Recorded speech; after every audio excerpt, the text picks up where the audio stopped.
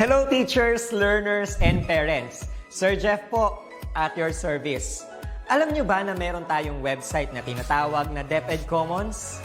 Ang DepEd Commons ay binuo upang gawing accessible ang pagtuturo at pag-aaral dito sa ating bansa gamit lamang ang inyong mga smart devices gaya ng cellphones, tablets, at computers. Dito ay maaari nating ma-access ang iba't ibang learning materials mula sa Department of Education. Meron itong mga interactive materials, electronic self-learning modules, at instructional video lessons mula sa DepEd TV na tiyak na makatutulong sa pag-aaral ng mga mag-aaral galing ka man sa public o private school. Walang problema dahil welcome ang lahat dito. Para ito sa mga guro, magulang at mga mag-aaral mula sa kinder hanggang grade 12, Alternative Learning System o ALS, at pati na rin ang special education. At huwag kang mag-alala dahil kahit walang load ay maaari mong ma-access ang mga learning materials. Tama! Libre ito. Ang kailangan mo lamang gawin ay i-on ang iyong data at buksan lamang ang iyong browser at i-type ang commons.deped.gov.ph. Alam na ba ng iyong mga kasamahang guro o mag-aral ang tungkol sa DepEd Commons? I-share mo na ang video na ito upang matuto rin sila kung paano gagamitin ang DepEd Commons sa mabilis at napakadaling paraan. Muli, ito po si Sir Jeff at kita-kits po tayo sa DepEd Commons. Paalam!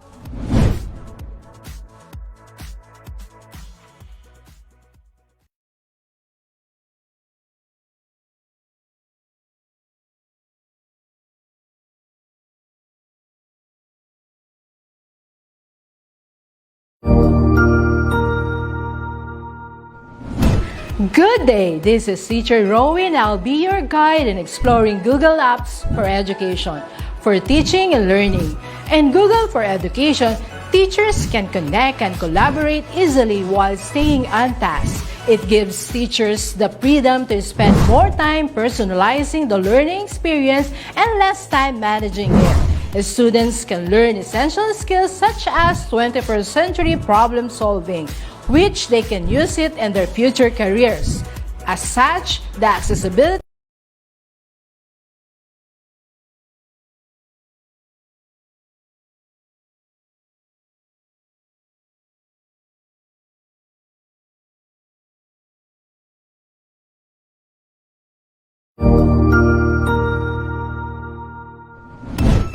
Cognizant to the needs of our learners, parents, and teachers, the Department of Education provided us with powerful tools for productivity that will allow us to foster critical thinking skills, problem-solving skills, communication and collaboration skills to be compassionate, responsible global citizens. Join us and discover new ideas in our series of professional development training program with the ICTS EdTech Unit and Microsoft Education Philippines. Together, we will equip our learners and empower our fellow educators for a dynamic future. Para sa bata, para sa bayan, at para sa guro. Sulong Edukalidad.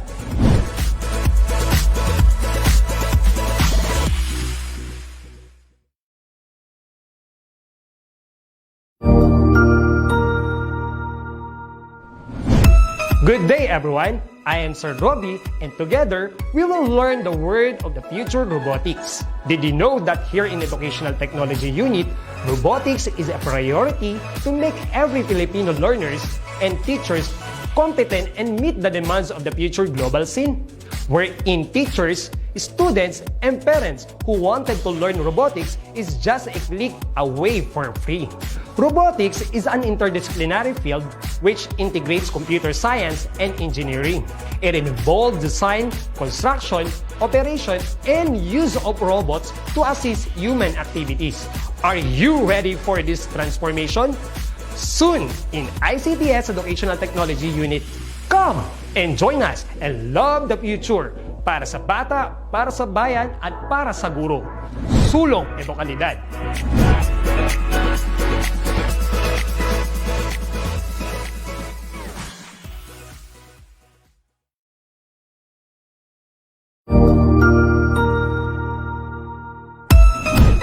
Magandang araw, ako po si Sir Ariel, ang ALS lover ng EdTech Unit. Narito po ako para sa isang napakagandang balita at upang magpaalala na ang kinabukasan ay mas gaganda at uunlad kung ang lahat ay patuloy na mag-aaral. Sa edukasyon sa ating bansa, tiyak na walang maiiwanan sa pag-abot ng mga pangarap. Kaya naman ang Department of Education ICT's Educational Technology Unit at Alternative Learning System Task Force ay nagtutulungan sa pagkakaroon ng ALS Tech Empowerment Program upang maihatid ang excellent quality education sa ating mga ALS learner and teachers. To easily deliver the lessons from the modules and other references, we will provide tablet PC as part of the DepEd computerization program to all ALS teachers and orientation on the use of these packages. To deepen the pedagogical use of information and communications and technology in delivering instructions, there are training workshops on the use and curation of open educational resources or OER, Google and Microsoft productivity tools, creation of video lessons using PowerPoint presentations and KineMaster, and on ebook or e-magazine development. To create an avenue for remedial lessons that is open to all learners, teachers, and parents, we will have the eTulay free online tutorial and mobile eTulay, where we will visit remote schools to feature the best practices of our ALS teachers and learners. Sa mga out-of-school youth and adult, laging tatandaan na may pag-asa upang makapagpatuloy sa pag-aaral. May ALS para sa inyo. Ang edukasyon ay para sa lahat. Para sa bata, para sa bayan, para sa guro. Sulong Edukalidad.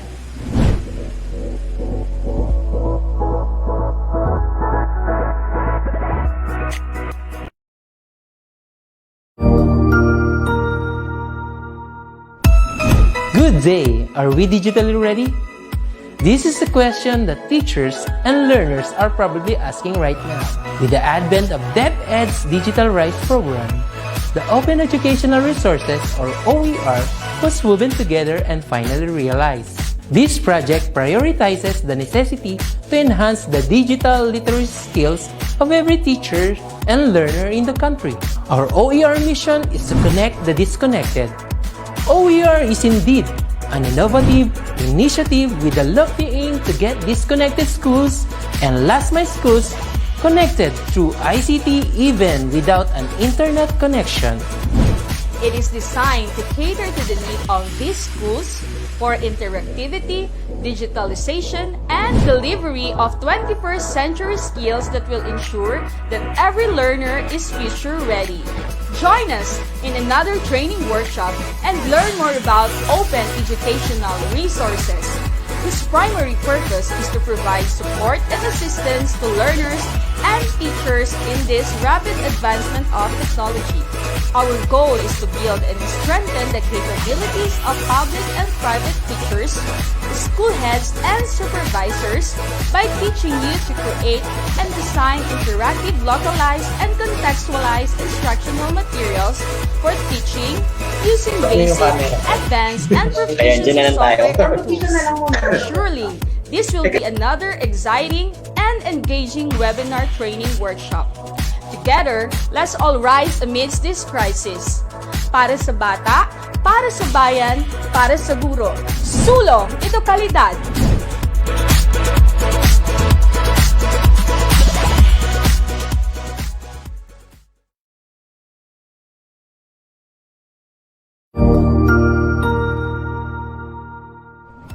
Magandang araw, Sir Wilbur po, at your service. Narito ang itulay upang gabayan ka sa inyong pag-aaral upang lubos na maunawaan ang iba't ibang paksa o subject. Ang itulay ay isang free online tutorial class na pinangungunahan ng ICT's Educational Technology Unit sa pamumuno ni Undersecretary Alain Del B. Pascua. Ang programang ito ay hindi lamang para sa mga bata, kundi ito rin ay magsisilbing gabay sa mga magulang at mga guro kung paano nila ituturo o gagabayan sa bawat asignatura ang kanilang mga anak o mga estudyante. Sa kasalukuyan, ang self-learning module mula sa rehiyon ng Calabarzon at kilala sa tawag na Pivot ang ginagamit sa ating itulay online class. Kaya ano pang hinihintay ninyo? Ihanda na ang inyong mga ballpen o lapis, papel o kwaderno at samahan kaming itulay ang pagkatuto para sa bawat batang Pilipino. Sama-sama tayong magtutulungan para malampasan ang mga hamon sa panahong ito. Halina't matuto kasama ang inyong online tutor sa oras na ito.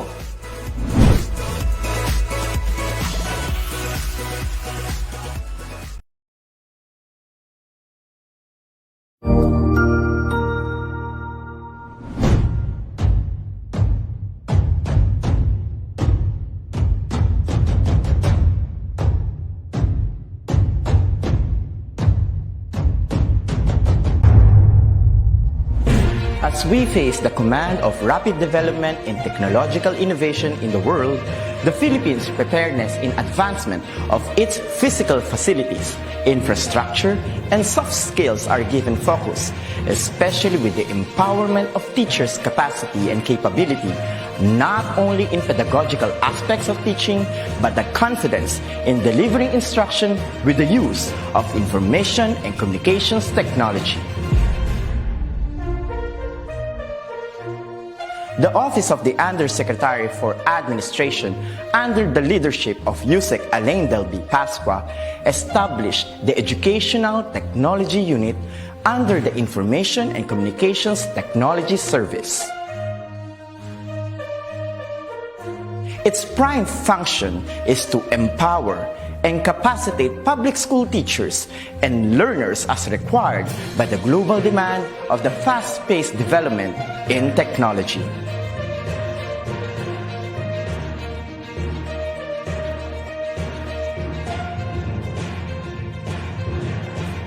The task of the Educational Technology Unit is to promote and solidify the innovation and digitization projects that will support the requirements of the K-12 curriculum in delivering quality, accessible, relevant, and liberating education for all. It targets different components and facets of skills development which will enable the technological advancement of the infrastructure and infrastructure of DepEd. This is supplemented with empowerment training programs in emerging technologies for public school teachers.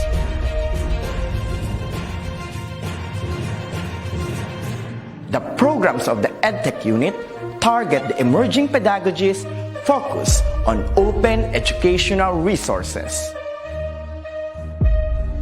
robotics and mechatronics,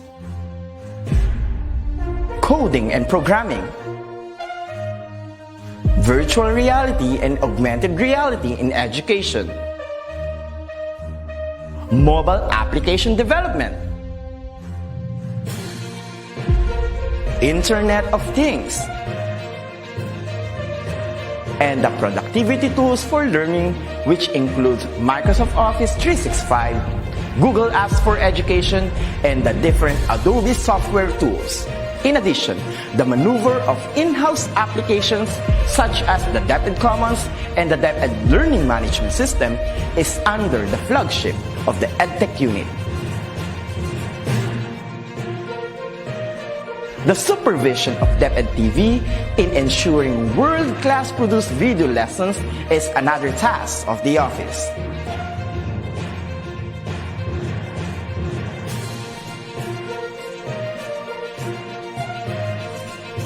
Lastly, the conduct of free online tutorial session, coined with the term Itulay, is a bridging program to support learners and parents in answering the self-learning modules pioneered with the initiative of the ICTS EdTech unit.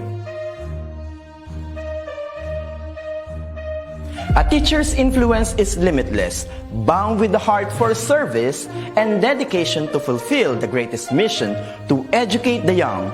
The ICTS Educational Technology Unit will be there to promote, to empower and to inspire Filipino teachers and learners as we grow as a tiger in the region, hitting our target as one of the best in educational technology. Come on and join us as we make our dreams into a reality. Sama-sama tayong lahat tungo sa iisang layunin. Simulan natin ang pagbabago dahil tayo ang mga gurong magtatayo ng makabagong DepEd. Sulong Edukalidad.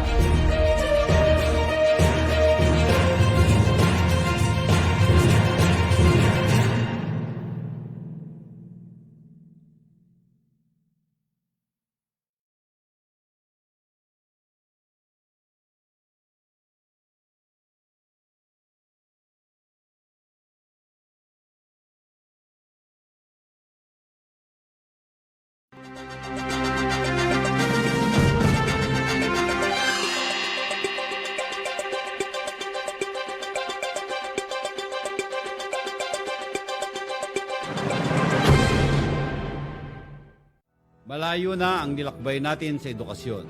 Mula noong unang sibilisasyon hanggang dumating ang panahon ng kolonisasyon. Dinanas natin ang digmaan at sinapit ang kapayapaan. Sinubok man tayo ng maraming bagyo at dumating ang mga pagbabago. Hindi tayo huminto sa pagtuturo. Nagpatuloy ang ating pagkatuto.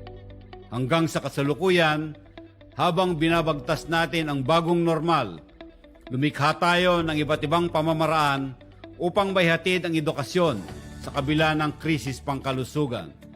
Ipinakilala natin ang blended learning sa mga Pilipino, kung saan lulan nito'y abot kamay na kaalaman para sa ating mga kabataan.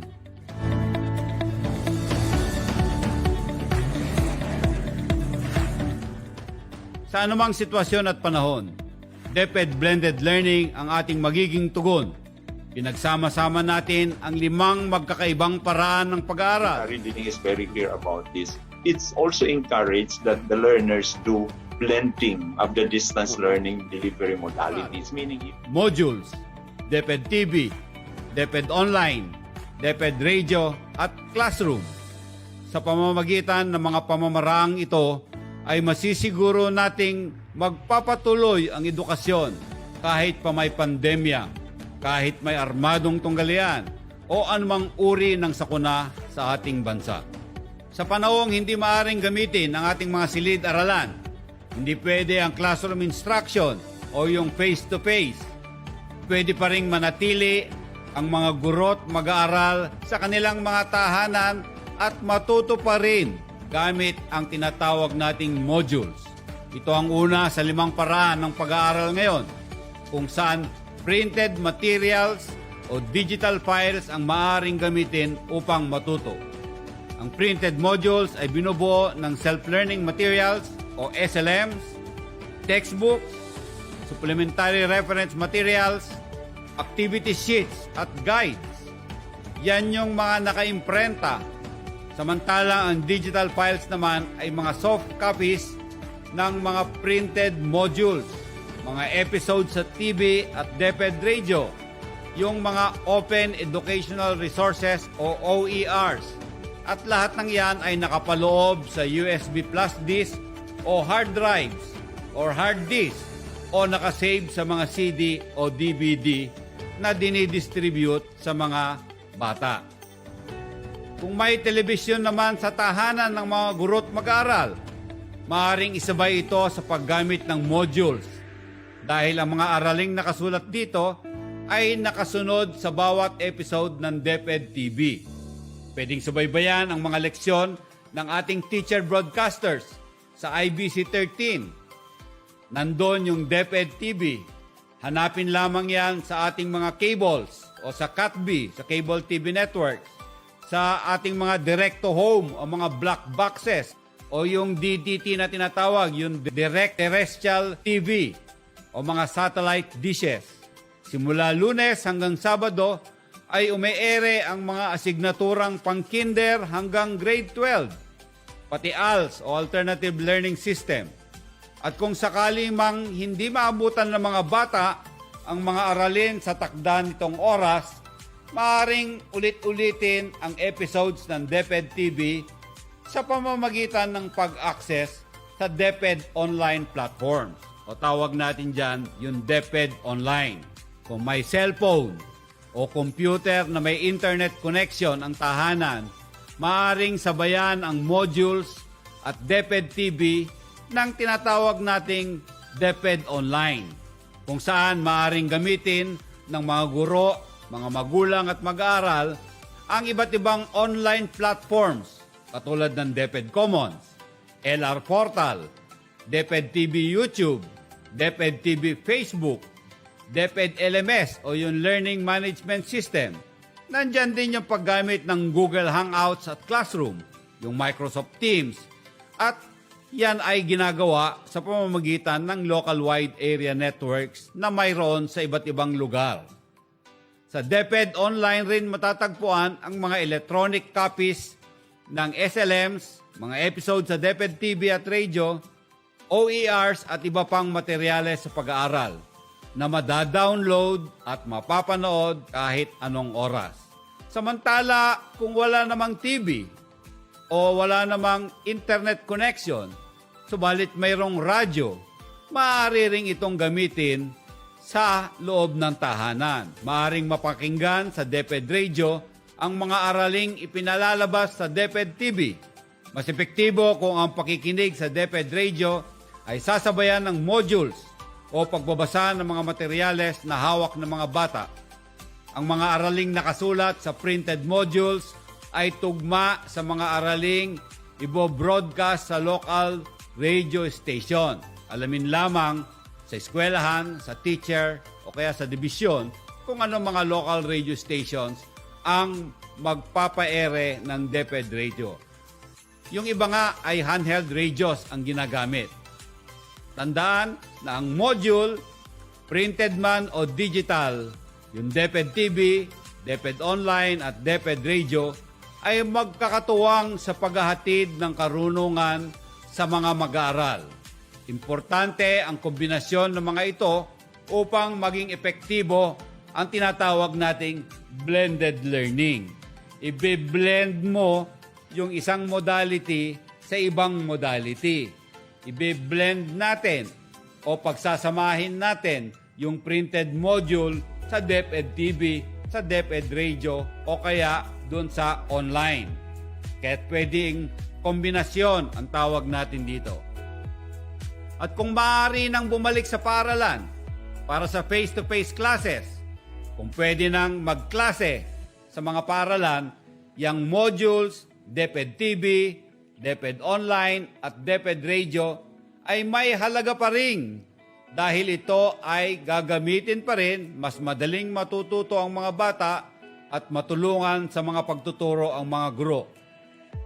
Sa pagbabalik tanaw man sa mga leksyon o paggawa ng mga takdang aralin, mas magiging magaan ang edukasyon para sa lahat dahil mas marami ang mga paraan, iba't ibang mga modalities. Hindi na magiging limitado sa silid-aralan ang dapat matutunan ng kabataan. Magmula ngayon, ang DepEd Online at ang DepEd Broadcast ay makakasama na natin sa biyahe ng edukasyon. May makakatuwang na sina mama at sir sa pagtuturo.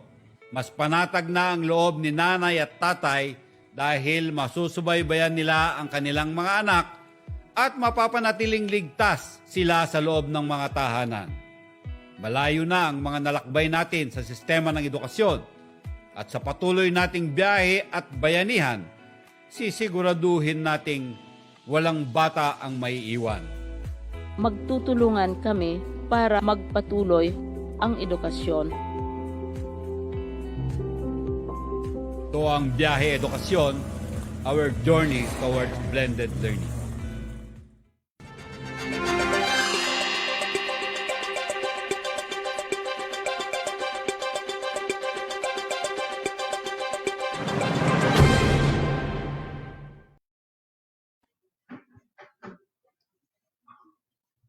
Good morning, teachers. Welcome to the last day of the first ever virtual INSET training for public school teachers brought to you by the ICTS Educational Technology Unit. We would like to thank you for your unending support. On behalf of the head of the Educational Technology Unit, Sir Mark Anthony C., and all its hardworking and dedicated educational technology specialists, we would like to express how fill our hearts with joy and gratitude. I am Sir John Jefferson Sevilla from Las Piñas National High School, SDO Las Piñas, and one of your EdTech specialists and one of your Masters of Ceremony. And I am Ma'am Ria and Sevilla from SDO Caloocan, SDO Nabotas, Kaunlaran High School, also one of the EdTech specialists, and one of your Masters of Ceremony for today. Let us all feel the presence of our Lord Jesus Christ through a prayer to be followed by the DepEd mission and vision.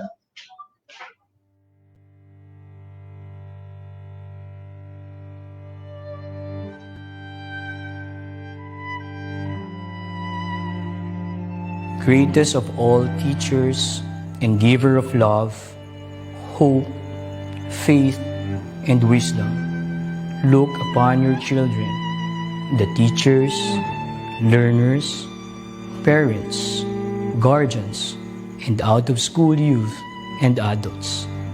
We humbly ask for your mercy and forgiveness. Guide us to the right path. May our efforts be blessed with insights and understanding, wisdom and respect for all. Bless us with patience, for the path of learning is never easy. Bless our commitment to keep on learning new knowledge and experiences. Let your light shine upon us as we make our world a better place to live in. Amen.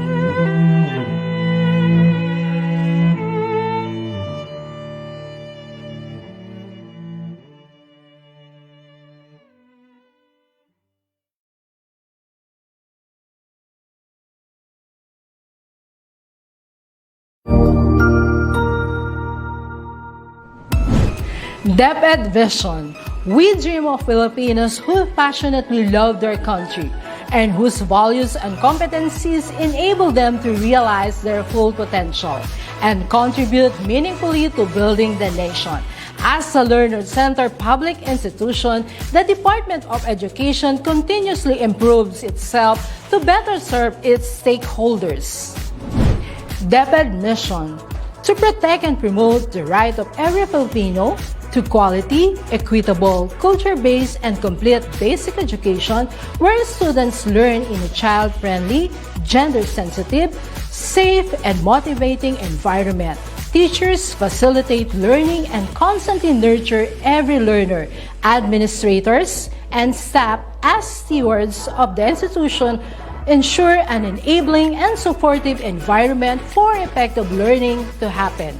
Family, community, and other stakeholders are actively engaged and share responsibility for developing lifelong learners. DepEd core values: maka-Diyos, makatao, makakalikasan, at makabansa.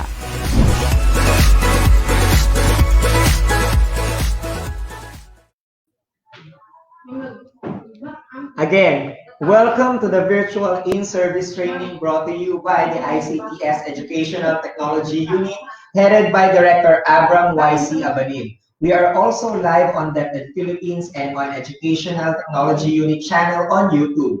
This INSET program can also be accessed asynchronously so that you can browse the previous topics. Just go to the LMS for your region and access the course using your DepEd Commons account. Log in, go to ICTS Educational Technology Unit /Webinar Series 2021 and click Virtual In-Service Training for Public School Teachers.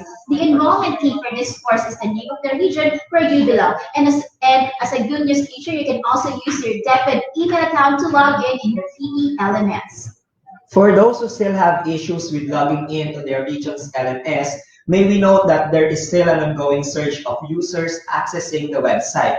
The INSET 2021 course will not be closed until May 8, 2021, so you may still bid for your time. Yes, let me repeat that, Sir Jeff.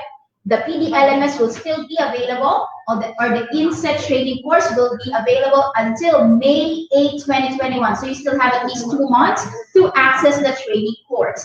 We know that you want to get your certificates, teachers, but we believe here in ETU, patience is a virtue. We would also like to read your thoughts, your experience, and your pictures by using the hashtag DepEdInset2021. Again, that is hashtag DepEdInset2021. So you may start using this hashtag for giving out your shout outs, posting your pictures, your comments, and as well as your selfies. And this time, we're going to have the selfie time with our teachers. No? So since this is the last day of our INSET, we are also going to remind you that we are giving you until 10 a.m. this morning. 10 a.m. only to send us your shout outs so that we will have enough time for them, for us to read their shout outs. So keep your messages coming, teacher, and it's again until 10 a.m. Yes, so this time we'll be giving you your time to take selfies with us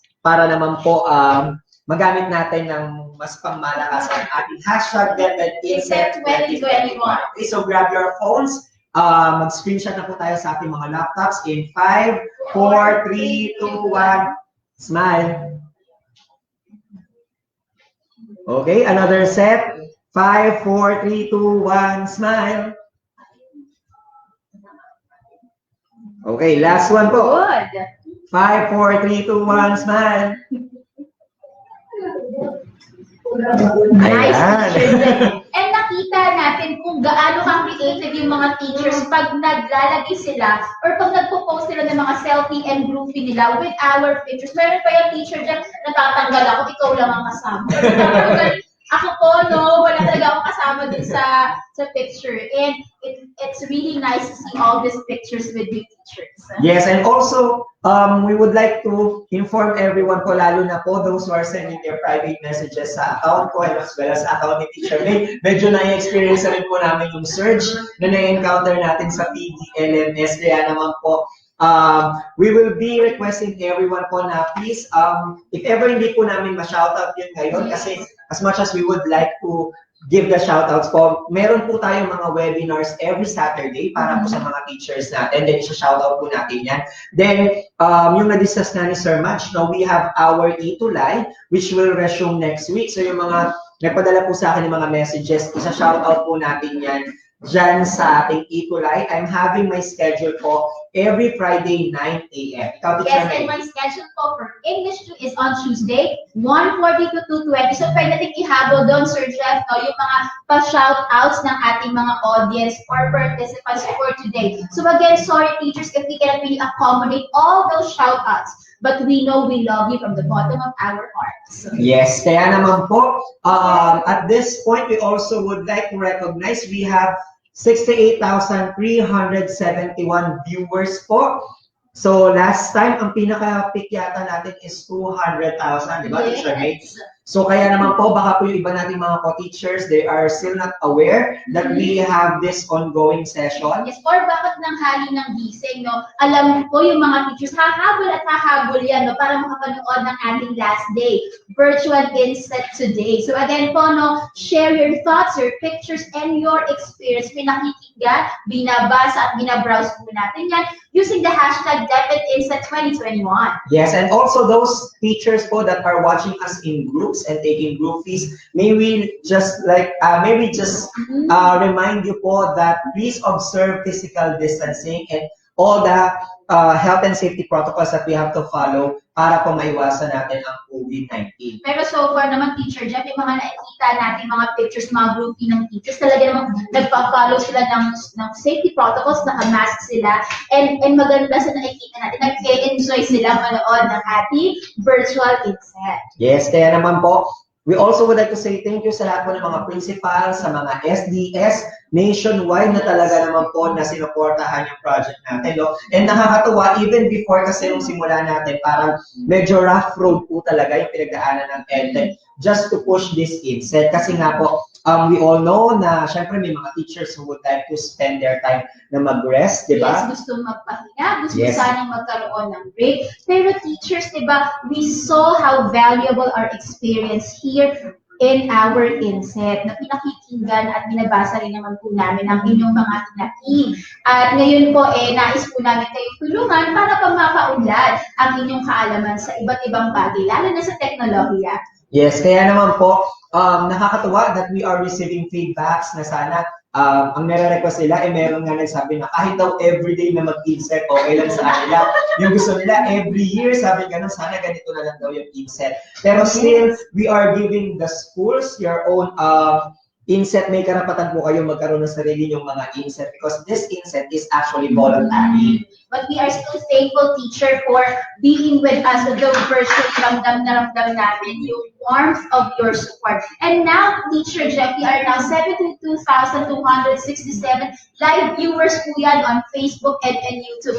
Keep on coming, teachers. We are so excited to have you with us on our final day. Again, share your thoughts, message, and experience on this hashtag, using this hashtag, DepEdInset 2021. Yes, and also we would like to remind those teachers po that are sharing the videos on how they're going to answer the quizzes natin for the PDLMS. No? Reminder lang po, hindi po tayo nakakatulong sa ganung paraan. As much as possible po, katulad niya na sinabi namin, we are opening until May 8, 2021 para makakuha po kayo ng inyong mga certificate of attendance, certificate of participation, and recognition. So kung gusto po natin tulungan yung mga co-teachers natin, there are a lot of ways on how you're going to help them. Pero please, stop po natin yung digital cheating and i-observe po natin ang netiquette. So we know, teacher, that sharing is caring. It's not caring enough to share answers with other teachers, no? Meron namang team replay, no? If meron mga concepts, meron mga knowledge na we need to revisit again, we could join our team replay. Replay lang po natin ang mga episode ng INSET, no? And then, answer po yung ating mga quizzes. Actually, di ba, Sir Jeff, ngayon, if they have completed na the quizzes, they can already get their certificate of recognition. Yes. National certificate po yan, ha? Yes, and also, nandun din po sa ating PDLMS ang memorandum ng ating INSET. So, if ever you're going to use it for your promotion, pwede pong i-attach ninyo yung memo na makikita rin po ninyo sa PDLMS. Yes. Yes, and also po sa lahat po ng mga teachers na nagpadala and gumawa ng mga memes, meron kami mga nakita na meron t-shirt, di ba? Nakita mo yun? Oo. Sir Jeff, grabe, nakakatuwa na dahil nga nagkakaroon ng issues with their certificates dahil yung iba ayaw ma-access, no? Ang ginawa nilang t-shirt design, ganun katalino ang mga teachers, ganun kaganap, di ba? Ang bilis makaisip na gagawin, no? Ginawang t-shirt design pa naman yung certificate. Who would have thought that? Yes, and also meron pa nga ako nakita na nag-TikTok.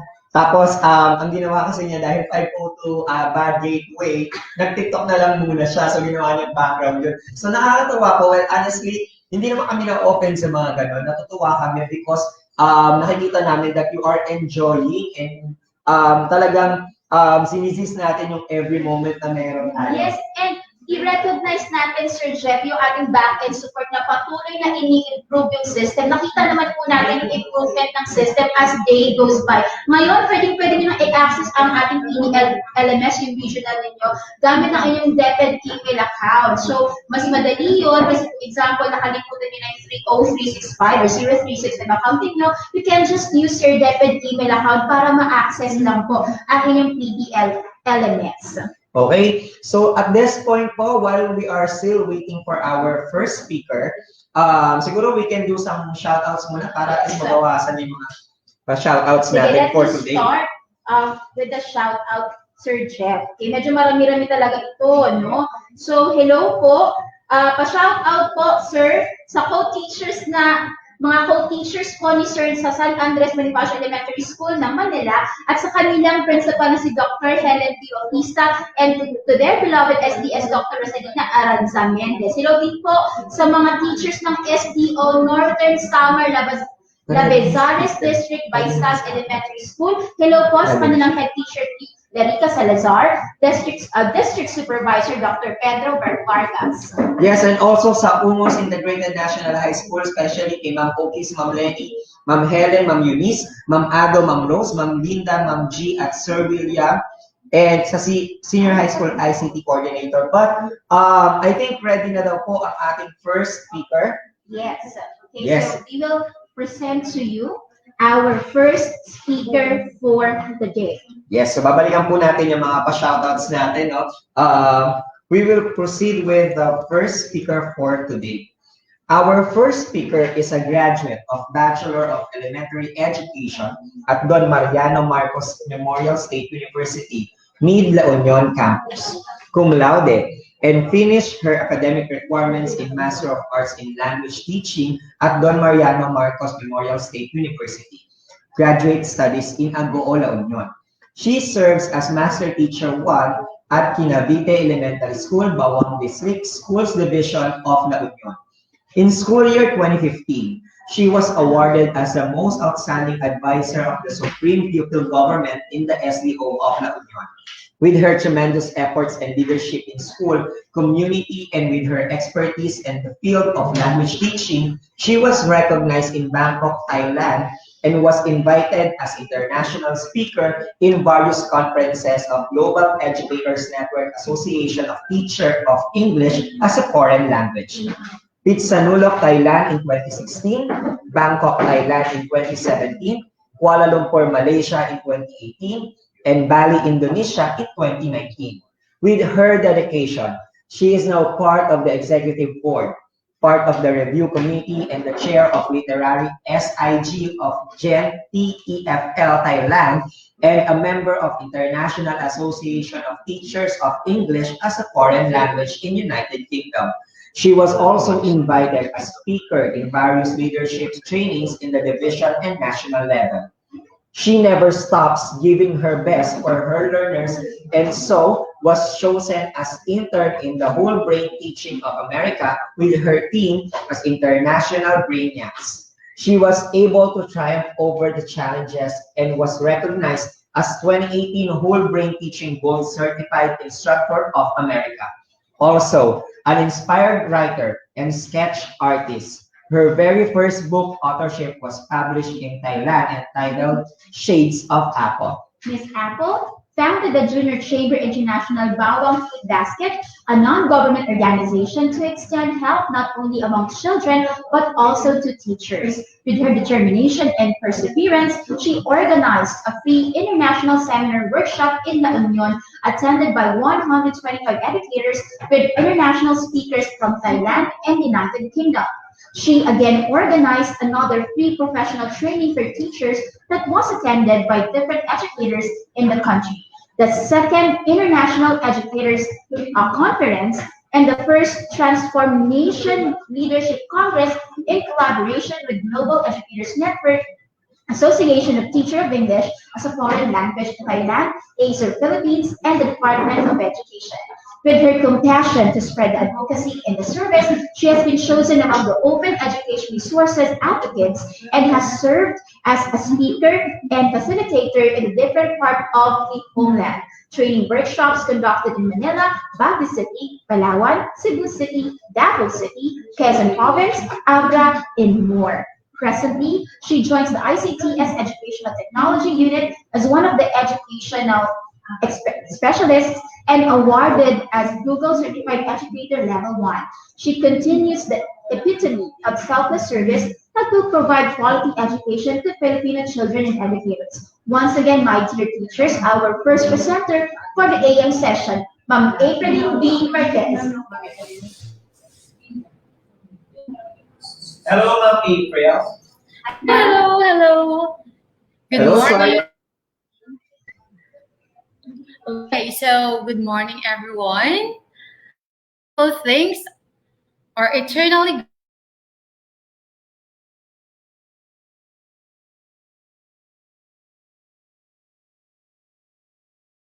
isang webinar host. Thank you so much. Have the mellifluous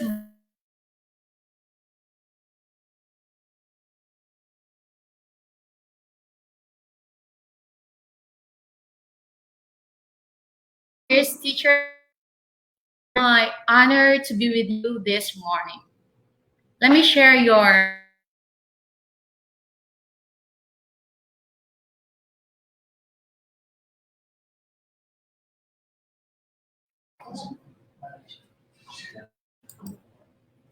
all right, so For sure, this is our finale. Okay, Ma'am April.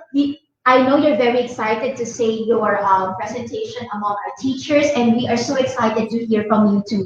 But I think we have to fix some technical issues on your side, and we will get back to you soon. Okay, Sir Jeff, the talk of Ma'am April will be about digital poetry, and I'm amazed that poetry can be digitalized in our time right now.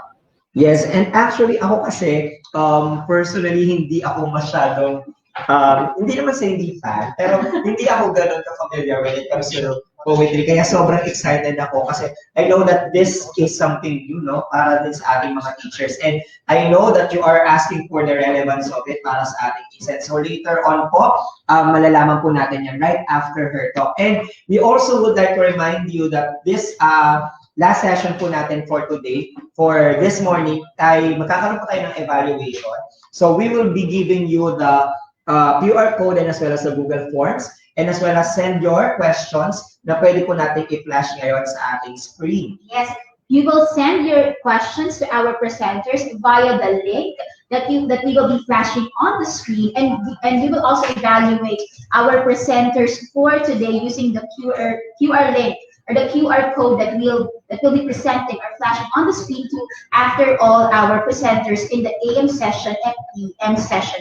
And again, Sir Jeff, no, I think the AM session for day 5 would be thematic. It would be more about on English.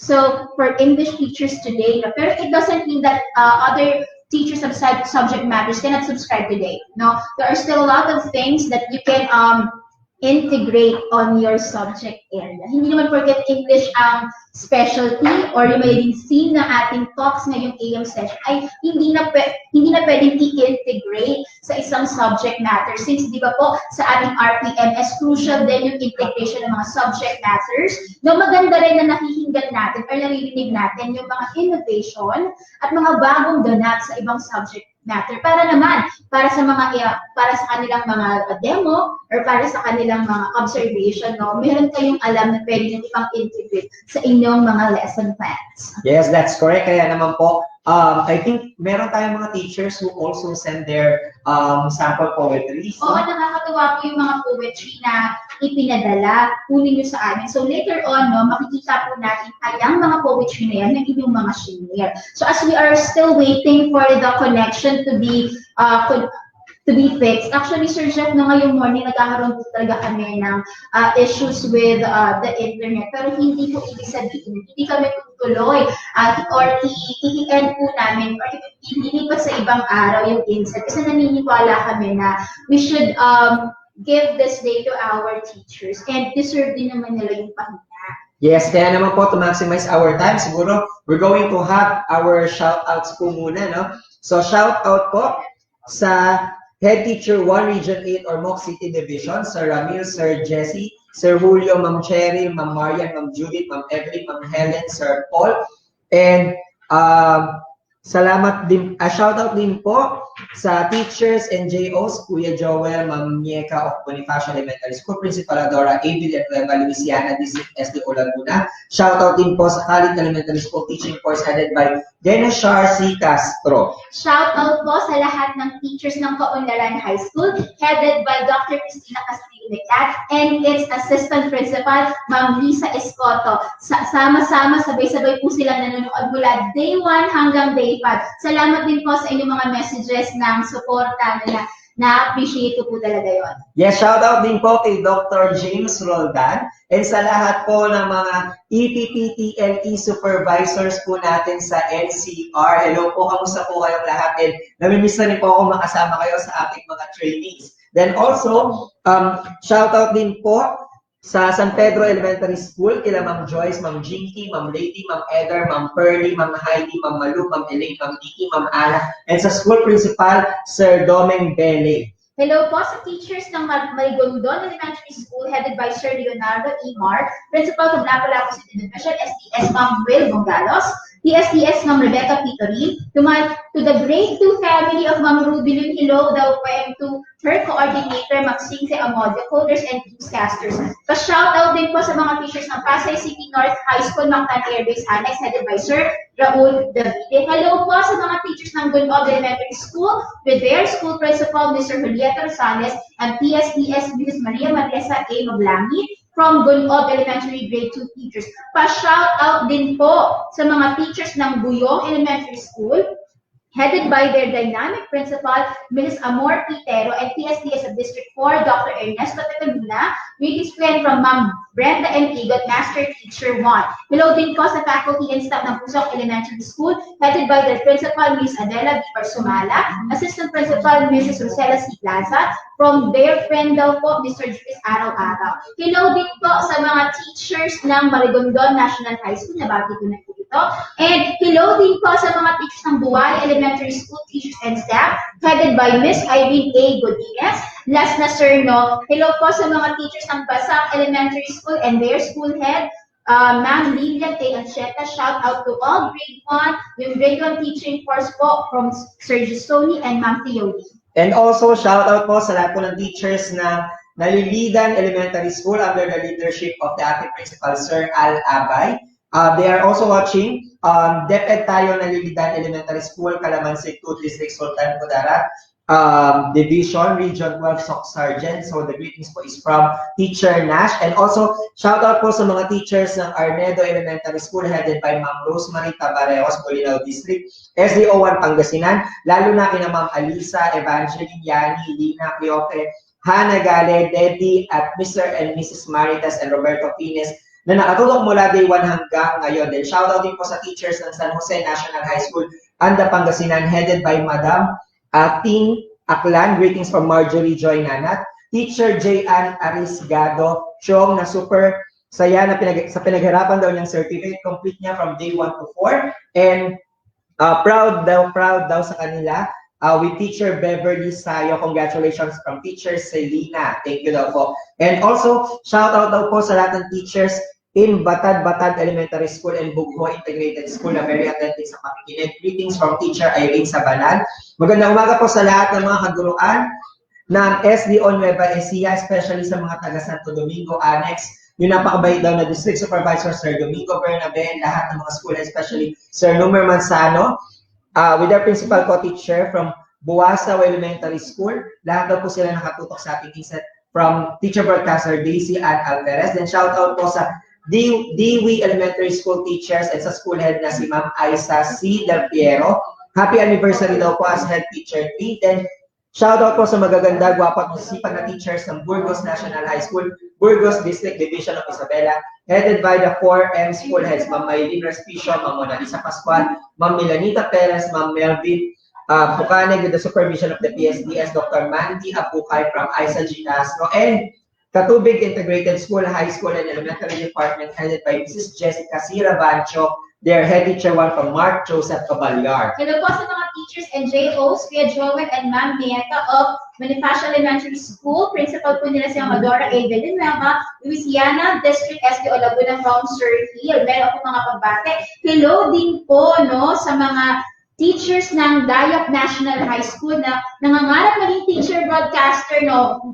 One day, we never know. Pero hanggang pangarap lang, hindi po yan, sir, no? Basta i-visualize natin. Sir Jerwin Ugat at sa kanyang misis na si Ma'am Buena Gay Ugat ng Tagcarlan SHS SDO Laguna. Hello din po sa mga teachers Talangan, Integrated National High School, lalong-lalo na po kay Sir Rostum Israel, punong bayan sa pamumuno po ni Ma'am Emma Insol. Hello din po sa mga teachers ng Giliw and school head na nakatutok mula day 1 ng seminar. Pa-shout out din po no, sa mga teachers ng Antonio B. Roca, MNHS Main, SDO Muntinlupa. Hello din po sa principal, sa mga principals ng SDO Muntinlupa. Hello din po sa ating mga kapatid na nakikinig mula sa Southville 5A Elementary School of Lakiwa, especially to Ma'am Charmy Hernandez, Rhea Aladeza, and Rachel Benefilio, headed by Ma'am Rowena Esbederico of SDO Binyan. Hello din po sa kanilang mga teacher, broadcasters ng SDO Binyan. Pa-shoutout din po sa mga teachers ng Soldier Hills Elementary School, SD Muntinlupa. At hello din po sa kay Ma'am Lorely Arambulo, ICT Coordinator of Itaas Elementary School. Ganun din po sa kanilang principal na si Dr. Antonio C. Gagala at sa buong grade 6 family at sa lahat ng teachers po ng Itaas Elementary School. Pa-shoutout na rin po kay Dr. Raul Felix. Ganun din po sa Mathematics Department Head nila na si Ma'am Dr. Emelita D. Bautista. Maraming salamat po sa EduNet. Yes, shoutout din po sa grade 7 DepEd TV Post-Prod team, Team Maggie, to Ma'am Maggie Mortila and also DepEd TV Music Department, to Sir Chris Benviaje, and Ma'am Margie Natividad, Ma'am Mary, and to Sir Paolo De Jones, and to all the team Bohol Post-Prod, and to their SDS Sir Bianito Dagatan from Lenjun and Boyser, and also shoutout din po sa kay Sir Mark Anthony Manalad and to their PSS Maricel Amulin Basa, to their school head Sir Hernante R. Malano, and sa mga magigiting daw na guro ng Centex Manila and SDO Manila. And also, yan. Ang dami na, sir, no? Yes, sobrang dami na yung mga shoutouts natin. Ayan, so I guess ready na daw ang ating speaker. Ma'am April? Hello, April, you're back. Oh yes, thank you very much to our dear supporters, especially those techies who help us to assist us para matapos po ito. Okay, at maayos na. And I'm sure everyone is excited. Okay, so with that, shall we begin?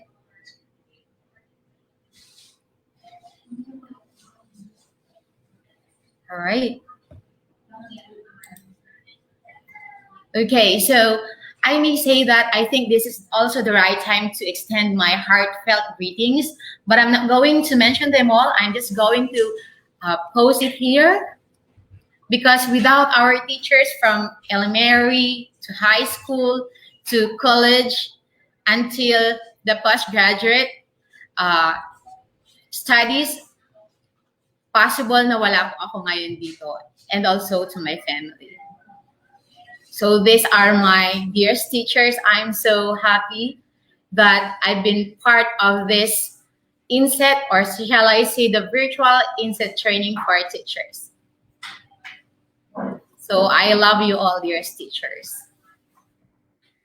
All right, so for this morning, I'm gonna share with you our digital poetry, a collaborative performance project. So for sure, every one of us, especially our dearest teachers, you are very familiar with the DepEd order being released by our central office, especially with the K-12 basic education. That it reminds us the grading system, which includes of course, the quarter assessment, written work, and performance tests. So here are the following objectives. So here are the following objectives. At the end of the session, participants would be able to identify digital poetry, enumerate the significance of digital poetry, compose poems, perform original poem composition with the use of suggested apps. All right, according to Jason Nelson, we're going to then identify now what is this digital poetry. So according to Jason Nelson, a digital and a hypermedia artist and poet of Queensland, Australia, stated that in the simplest terms, digital poems are born from the combination of technology and poetry, with writers using all multimedia elements as critical text, sounds, images, movement, video interface, interactivity, and words are combined to create new poetic forms and experiences. So I think every one of us, especially dearest teachers, are really good in composing or constructing different kinds of poems. It's like that this became their habit, and probably if they are really good in writing, it becomes their part of their diary. So At this moment, we're going also to enumerate and to tell something about the significance of poetry, which is taken from Aguilar 2013 in her article, which is the importance of poetry in school. We have here the first one. All right, first one. Poetry helps us know each other and build community. So when we do poetry, let me tell to you that it is very important that we do the profile, or shall I say the experiences of our learners. From the profile, we may simply measure what really are their learning style, or it could be the different multi-intelligences that they have. Aside from that, if they are really good in the use of language. But just to remind you, dear teachers, that when we talk about poetry, it doesn't mean that we focus only in the English language, but incorporating also the use of Filipino and also mother tongue based. As I still remember, the central office released a DepEd memorandum, which is the DepEd Order 16 series of 2012, that it incorporated the mother tongue base, which is use of the different lingua franca. We have Pangasinan, Iloco, we also have Hiligaynon, we also have Maguindanaoan, and so on and so forth. If I'm not mistaken, we have here the 8 major lingua franca used in our MTB MLE in K-12 basic education here in the Philippines. The second one we have here, when read aloud, poetry is rhythmic and music in sounds and beats. So with our learners, it's good to know, especially of course with our dearest children, our kids, that poetry is very important in their lives. Why? Even if they are too young, they are like probably they are 3-4 years old. If they are not sure with the different words to be used, but they have this kind of, they are very curious with the sounds or the rhythm of this poem. So what they're going to do, if they hear that, probably they're going to create one. So they are going to compose, create, or construct their own. So ganun na nga po mga kapatid nating mga kaguruan. I know that hindi man lahat ng mga kaguruan, ngunit sila'y mga magulang na rin. So I'm also a parent.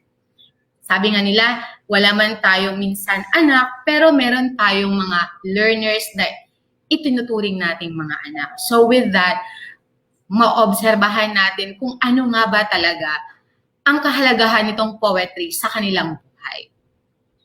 Next, we have this. Poetry opens the news for speaking and listening, much neglected domains at a robust English language arts curriculum. Ito na nga po yung sinasabi ko kanina. Now, we are not just focusing in the English language, but of course, incorporating the different dialects or the lingua franca that we're using. But of course, with the use of poetry or the different figurative speeches that we have in composing poetry or constructing one. Of course, with that, our learners may bring audience when they created this kind of poem. It depends if it could be a free verse, it is lyrical. All right. So another, we have also this motivates reluctant writers. So as you can see in poetry, hindi natin may iwasan na kahit naglalakad ka lamang dyan, may minsan mga ideyang pumapasok sa ating isipan at sa ating puso. Depending on the different emotions and expressions that we have, magtataka ka na lamang na meron ka na palang nagagawang poem. Another one, poetry has a space for English language learners. Yes, of course, especially that we have this English language in our curriculum. But reminders, dear teachers, when we use English language, we need also remember if the English that we're using, is it an American language? Is it I should say American English or the British English. Because sometimes it depends on the orientation that we have imparted to our learners. Because some of the different terminologies that we have given to our learners may confuse, maybe sometimes, if they are not that have their stronger foundation with the use of the different languages.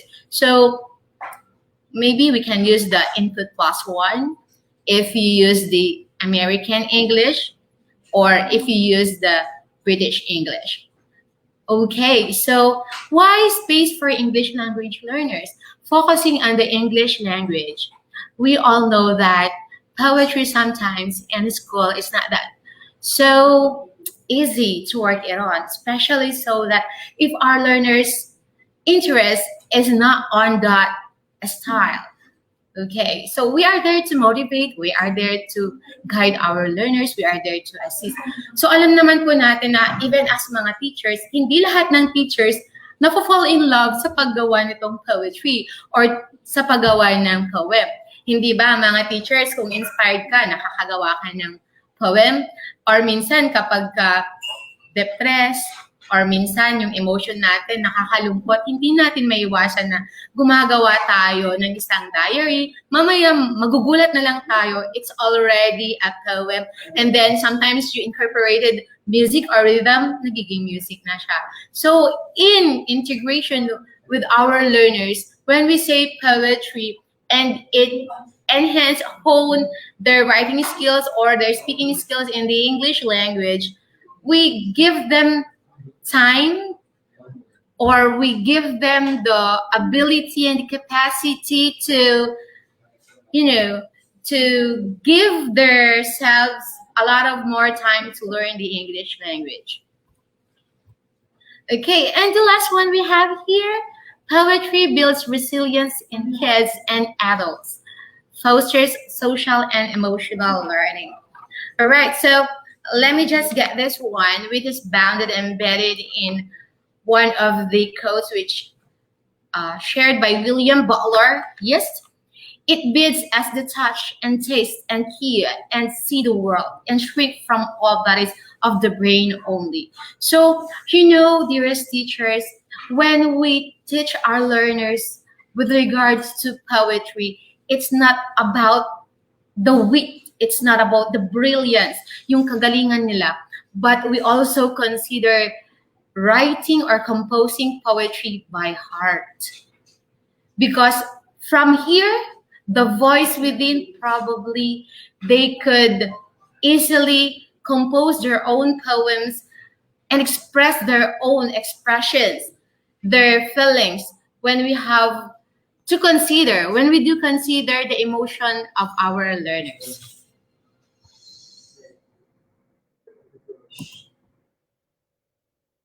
Okay, we are talking about digital poetry. So sabi natin, paano natin gagawin ang digital poetry ngayong virtual class na online class?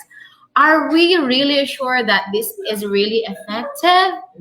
Okay, as a simple advice, dear teachers, hindi po ibig sabihin na kapag ibinahagi natin ang digital poetry, we are sharing about digital poetry. It's not telling you or mandating you that you're going to use this one.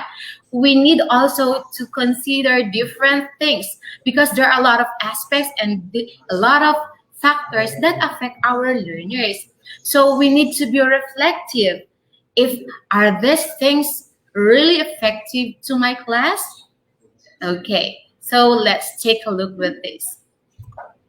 The first one, know your learners or student. This is very true. Huwag po tayong magbigay ng isang bagay na alam natin na hindi pa talaga kakayanin ng ating mga learners. Know your learners.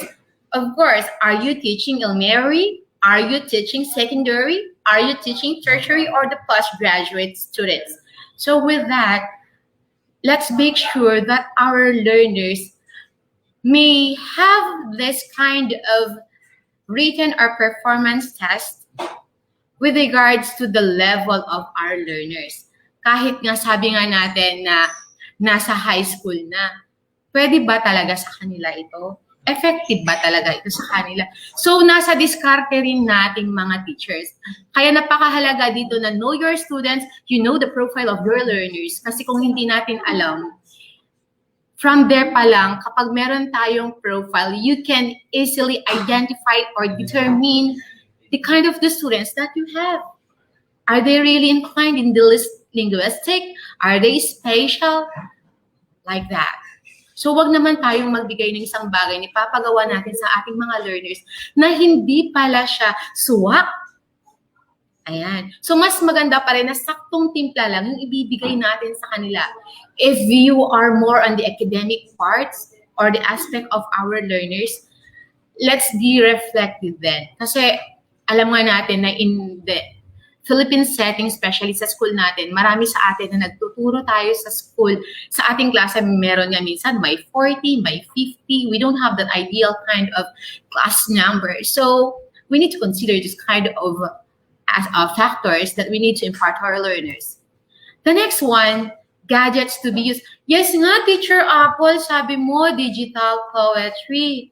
Yes, this is just a part of sharing. But we need to also consider gadgets to be used. Do we think that, bago naman natin ibigay, meron bang laptop yung estudyante ko? Meron ba siyang mobile? Ano ba yung karapat-dapat nilang gamitin? Kung meron sila nito, probably we can easily adapt this kind of performances or written word that we're going to do later on. Pero kung wala nga naman, bakit mo ibibigay ito sa kanila? Because we, teachers, mahal natin yung mga learners natin, mahal natin yung mga magulang natin. That's why we don't be there to give burden, but of course, to give them a heartfelt kind of learning, touching their hearts, para mas malaman natin kung ano nga ba talaga ang kinakailangan ng ating mga estudyante. Ayan. Kasi hindi natin maiiwasan, mga mahal nating guro na may mga idealistic talaga. Gusto natin yung best para sa ating mga learners. Pero isipin din natin na meron nga ba talaga silang gadgets na gagamitin bago ko ibigay itong digital poetry when we talk about digital poetry? Okay, types of poems. I know there is teachers, especially the linguistic one. You know already what are the types of poetry that we have. So in our I know even if you are teaching mathematics, even if you are teaching science or in different discipline, probably know already what is poem. Why? Because maybe in our college life or college, when we were in our college levels, for sure, and even in, may I say, elementary, we have discussed already what are in the types of poems. Okay, so magbibigay ka ba ng alam natin parang, ma'am, hindi ba pag sinabi nating poem, kinagamitan siya ng mga matatalinghaga na salita? Di ba, ma'am, kapag gumagawa tayo ng poem, it should be like, yun nga, nabanggit natin, the figurative speeches. Yes, to make or to give arts to our poem. But then, again, we need to think that always remember kung yung gagawin natin ay maiintindihan nga ba ng ating mga learners? Baka mamaya magbibigay ka ng high-following words sa ating mga learners. For sure, nakanganga na sila. Even ang ganda ng pronunciation mo, ang ganda ng pagkakabigkas mo, with all the hearts na binigay mo kapag hindi naman nila naiintindihan. Let's think of the center of each understanding, especially when we are with our learners. Next, rubrics. Why? When we give written activities and performance tests to our learners, let's be considerate. Wag kang magbibigay ng isang bagay na, you recite this one. Yun pala, bibigyan mo siya ng grade. So, the first thing that we need also to consider is rubrics. Do not ever give to your learners an activity that you will be giving a grade wherein in fact you don't have the rubrics. Bakit may rubrics tayo, or why do we need to have a criteria? This is because we teachers know already the measure. How are you going to measure if you don't have the rubrics? Okay, so better that we need to prepare our rubrics before giving this kind of task. Kasi doon nila malalaman, mas mabuting bago mo ibigay yung isang bagay, kailangan mo siyang ibahagi muna sa ating mga minamahal na estudyante. Dahil doon nila mas malalaman kung saan nila aatakihin yung isang bagay na gusto nila. Ito ba ay yung strength ko? Ito ba yung weaknesses ko? So much better that we need to prepare our rubrics, that we need to give to our learners para mas alam nila kung saan sila magbibigay ng more than a point, so not a dot, but then yun yung alam natin na mas makapagbibigay kaalaman sa ating learners. And even as teachers, di ba, kapag pag pumasok ka sa isang speakership, tapos may evaluation, sasabak ka, meron palang evaluation sa'yo. You don't know the content of the evaluation. So much better that before you face to your audience, because we are considering evaluation, we need to master it first. Okay, a reflection for our learners. Next, collaboration with other teachers. Why collaboration? Like for example, you are teaching in grade 6. And in grade 6, sinasabi po natin na meron yung sinasabing departmentalized. Hindi po ba, sabi nila, meron tayong performance task, meron tayong written work. Why not? I know all teachers are creative. All teachers have their limitless initiative to give different kinds of learning to our learners. But then again, kung magbibigay tayo, huwag yung mas makapagbibigay ng kabigatan sa learning process ng ating mga learners. Kundi, meron naman yung pagkakataon na meron tayong collaboration as teachers. Mag-usap-usap tayo. You may integrate science and English. You may integrate mathematics and English para hindi masyadong mahirapan yung ating learners. Sabi nga nila, ang teachers nandito para tulungan natin ang mga ating estudyante. Hindi nandito tayo mga teachers para pahirapan sila. Dahil ba ito naranasan mo rin noon? Ayun. So, yun nga po, masasabi natin na kailangan nating makikollaborate sa ating fellow teachers para mas, iisahang klase ng rubrics, magkakaroon pa kayo ng chemistry ni teacher.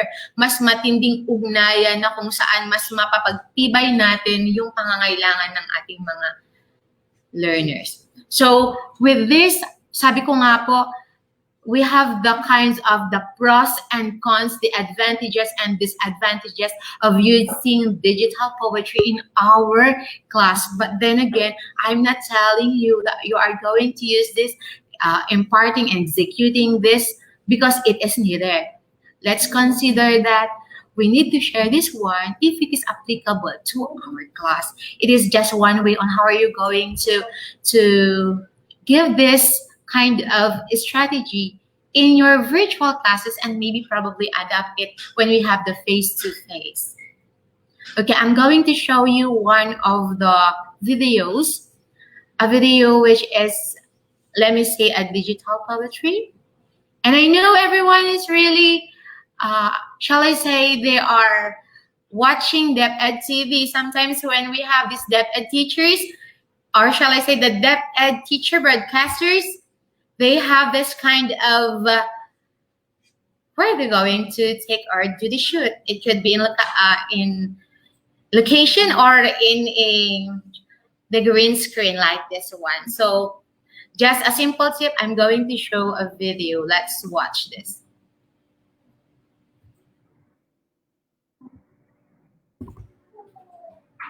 Okay, this video, as I may say, it's not only for the English teachers and English learners, but then again, we may use this in the Filipino language and in MTB or the different major lingua franca. Okay, so this entitled Halina't Mag-alaga ng Hayop ni Abel Denise B. Marquez, a grade 1 learner in Bright Beginnings Learning Center. Halina't mag-alaga ng hayop. Tunay ngang kay sarap na mamuhay sa bukid. Iba't ibang mga hayop ang makakasama sa paligid. Sila ay nagbibigay saya at tulong sa magsasaka upang mapabilis ang kanilang pag-aani at pagsasaka. Ang mga hayop gaya ng baboy, itik, o manok man ay malaki ang naitutulong para may pagkakitaan.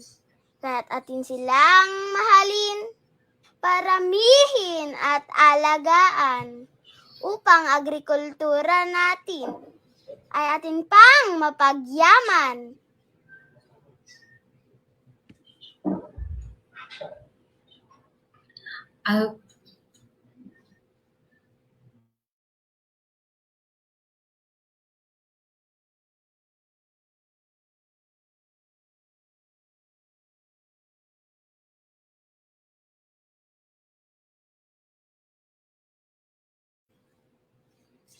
Okay, natunghayan nyo nga po ang isa sa mga klase ng digital poetry. Bakit naging digital poetry yun, ma'am? So, eto nga, when we say digital poetry, we integrate the different sounds, images, videos. We have the cinematography.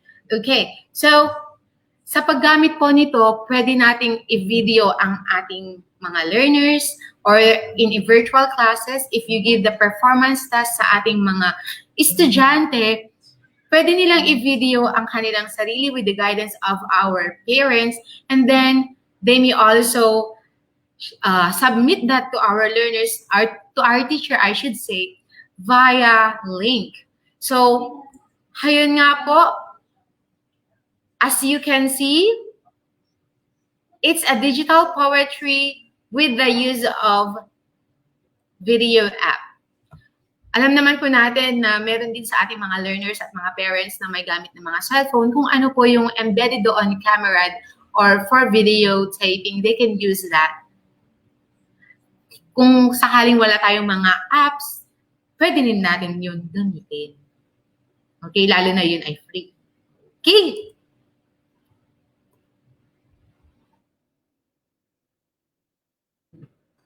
Okay, let's try. What happened? Okay, so let's proceed to the next one. Okay, another one.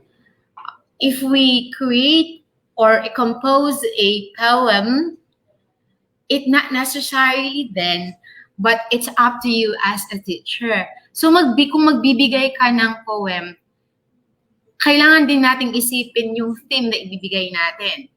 So, halimbawa, kung naka-incorporate yon sa ating rubrics, na ikaw na teacher ang magbibigay ng title at silang magpo-compose, pwede yon. Pwede rin naman na ikaw na mismo yung original na gumawa at i-video na lang ng ating mga estudyante ang kanilang poem.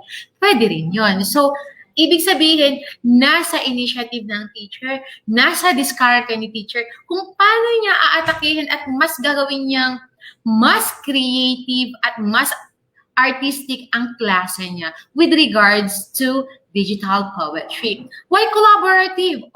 Paano nga ba naging collaborative? You are there touching the hearts of your learners. Hindi lang si teacher ang gumagawa, pati rin ang ating mga estudyante.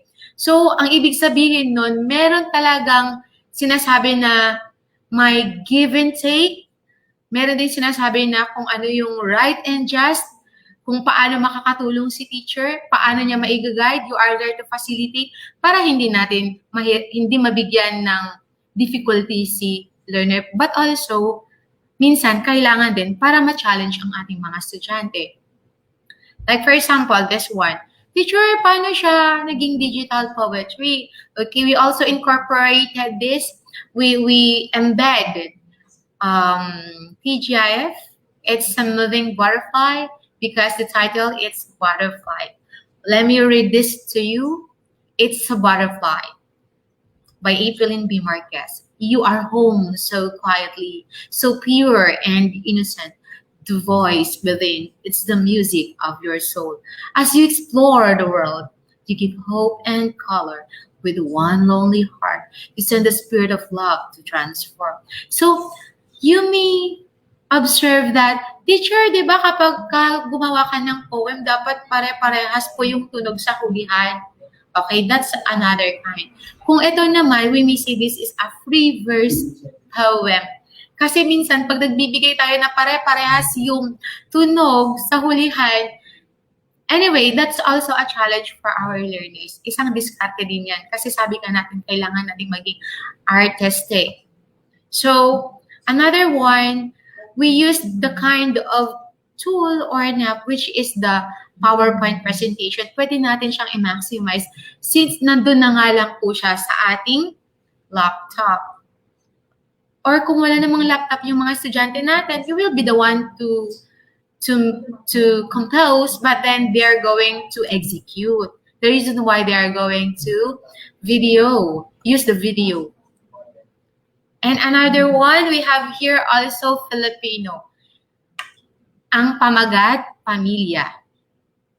Sa isang bubong, nariyan ang buong pamilya. Pagmamahalan, alay ng bawat isa. Unos man ay dumating, matatag sila. Katwiran, binuklod sila ni Bathala. So, eto nga, if we also give this kind of, or type of poem, eto na yung sinasabi ko kanina na kahit sa hulihan, magkakaparehas yung tunog. Another thing, magkakaparehas din yung bilang. Sa isang bubong, nariyan ang buong pamilya. So, hanggang sa hulihan, pare-parehas yung bilang at magkakasing tunog. So, this is in the Filipino language. Meron din tayong isang example dito o halimbawa, which is Dua apusa o para sa mga Ilocano, kadak giti kakabsat ko nga kailokwan adamot iti maysa ditoy adaniw ana ipaay kinyayo. I mean, this is also a poem, but this is in the Iloco dialect. Dua apusa means dalawang pusa. Dua apusa, as you can see in the picture. So meron tayo ngayong image dito, but it's not moving. So dua apusa, agkakaingasda, agpadapay, urikda, nakatakder ti maysa, nakatagwamot ti maysa. Apay, nagpinalikod da, nagpinasignod da nga ta. Ayan. So, based on the given poem, ayan, merong namamasyal dito na naglilipad-lipad. O yan. So, dito naman sa poem na to, gumamit tayo ng mother tongue, which is Iloco. So, sabi nga po natin na sa ating lingua franca na ginamitan at ibinigay sa atin na nasa K-12 Basic Education Program, pwede tayong bumuo ng isang poem gamit ang ating mother tongue. Hindi lang siya exclusively for English. Hayan ang poetry. We all know that, let me quote that, it's a universal language na sinasabi. It's also an art by heart. So kahit anong lingwahe mo, pwede kang makagawa ng isang tula. Para sa iyo, para sa iyong minamahal, at para sa iyong mga estudyante. Okay. So, handa na po ba kayo para sa ating activity? Okay, we have here different tools and apps. We have the use of the Google Drive. Ayan, kung maalala natin, si Mami Rowena Reyes, ang isa sa ating mga speakers, nabanggit niya, sinasabi ko nga siya, sinasabihan ko nga siya minsan na ang reyna ng Google. Dahil, sabi nga natin, napaka-techy ni Ma'am Weng. Siya rin ay isa sa mga, shall I say, mentor ko when it comes to techy things. So, isa sa mga naituro din sa akin ni Ma'am Weng about the use of the Google Drive and the Google Docs. As well as this Microsoft Teams. Pwede rin yan gamitin sa ating virtual class. Na-impart din yan sa atin ni Sir Madge. Ayan, ni Manong Madge as we say that in Iloco. And also, we have here Padlet. This Padlet, parang fresh pa po yan sa inyo dahil naibahagi po yan ni Sir Ariel sa atin. As well as the PowerPoint, meron na yan sa atin. If meron na yan, you need to maximize. And also the Canva. Gagamitin po natin ito. If you are ready, let's proceed. Ayan. Ihanda po natin ang ating mga laptop at ang ating mga cellphones in different regions from region 1 hanggang makarating tayo sa ilan bang regions meron tayo? 17, I think. We have region 1, 2, 3, 4A, 4B, 5, 6, 7, 8. We have also Caraga, we have also CAR, NCR, and BARB. So, ayan, handa na ba kayo? Ihanda na po ninyo ang ating mga gadgets. Okay? Ang makikita po ninyo dyan sa ating screen ay ang ating link kung saan tayo ay magkakaroon ng isang hands-on activity. For sure, marami na sa atin ang nakakaalam kung paano gamitin ang Google Docs. Ayan. Though paunahan po ito paunahan po ito dahil ang makaka-maximize, ang maximum lang neto based sa isang mentor ko na si Sir Maj at saka si Mami Weng, nasa 100 lang siya in one. So, it's like for region 1, meron po tayong kanya-kanyang tawag nito, link. So, ihanda na po natin for region 1, 2, 3, 4A, 4B, 5, 6, 7, 8. I'll be giving you probably 1 minute. Ayan, na naka-flash po ang ating link kung saan doon natin gagawin ang isang activity. Ayan. So, paunahan po tayo. Okay, so ready na po ba tayo dyan? Let's proceed to the next one.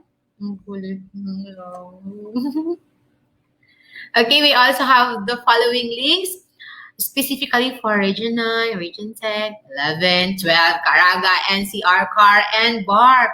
So, paunahan po tayo kung sino po yung unang makakapasok sa link, probably sa bawat link siguro, specifically sa bawat region, ang makakapasok po dito ay 100. So, magko-compose po tayo doon ng poem na ang iisang title lang po siya.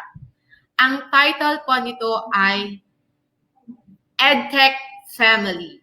So, from here, okay, from this point, can we compose a poem wherein the title is EdTech Family? So, ang instruction po natin dito, the instruction or the direction that I'm going to share with you is that sa isang teacher, okay lang po na makapag-share po tayo ng isang line. Pagkatapos ng isang line na yon, doon po natin i-encode or i-type ang ating pangalan and the name of our school. So, from there, ma-acknowledge po natin kung sino yung nakapag-contribute sa ating poem entitled EdTech Family. Again, the title of the poem, EdTech Family. Okay. So, let's see kung meron na nga pong mga participants na gumagawa po nito.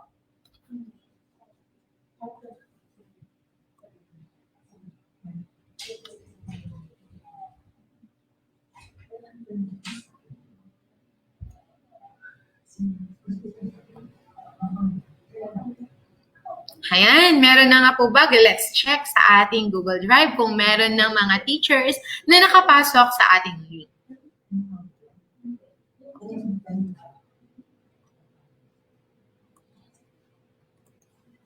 Okay. Let's see kung may mga active tayong participants coming from Region 9. May nakapasok na kaya? So, ang isa dito, ano kaya ang pangalan ni teacher dito? Kasi ang nilagay, EdTech PWD, delete. So, ano naman kayang ibig sabihin nun? Okay, heavy traffic daw. Alright, let's try. Okay, I think there's a traffic jam. Kakaroon na rin pala ng traffic jam with the use of the different links. Okay, how about the other regions?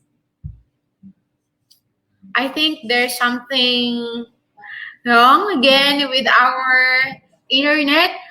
May I request our Director Neil, to go with to invite again our host, since I think we have a traffic jam here in our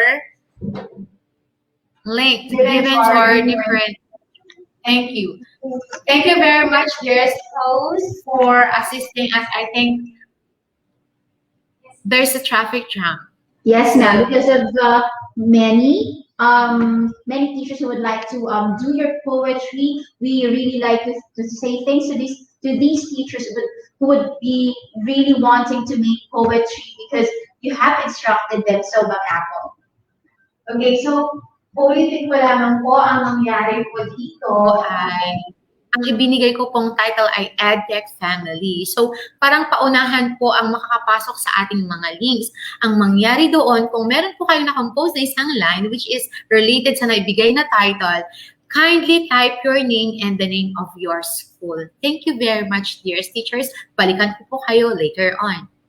Okay, so we need for those teachers who will be writing their poetry, please write your name and the name of your school so we can acknowledge you properly. Yes, and you know what? There are actually teachers who are sending their comments and as well as their sample poetry, like for example, this one.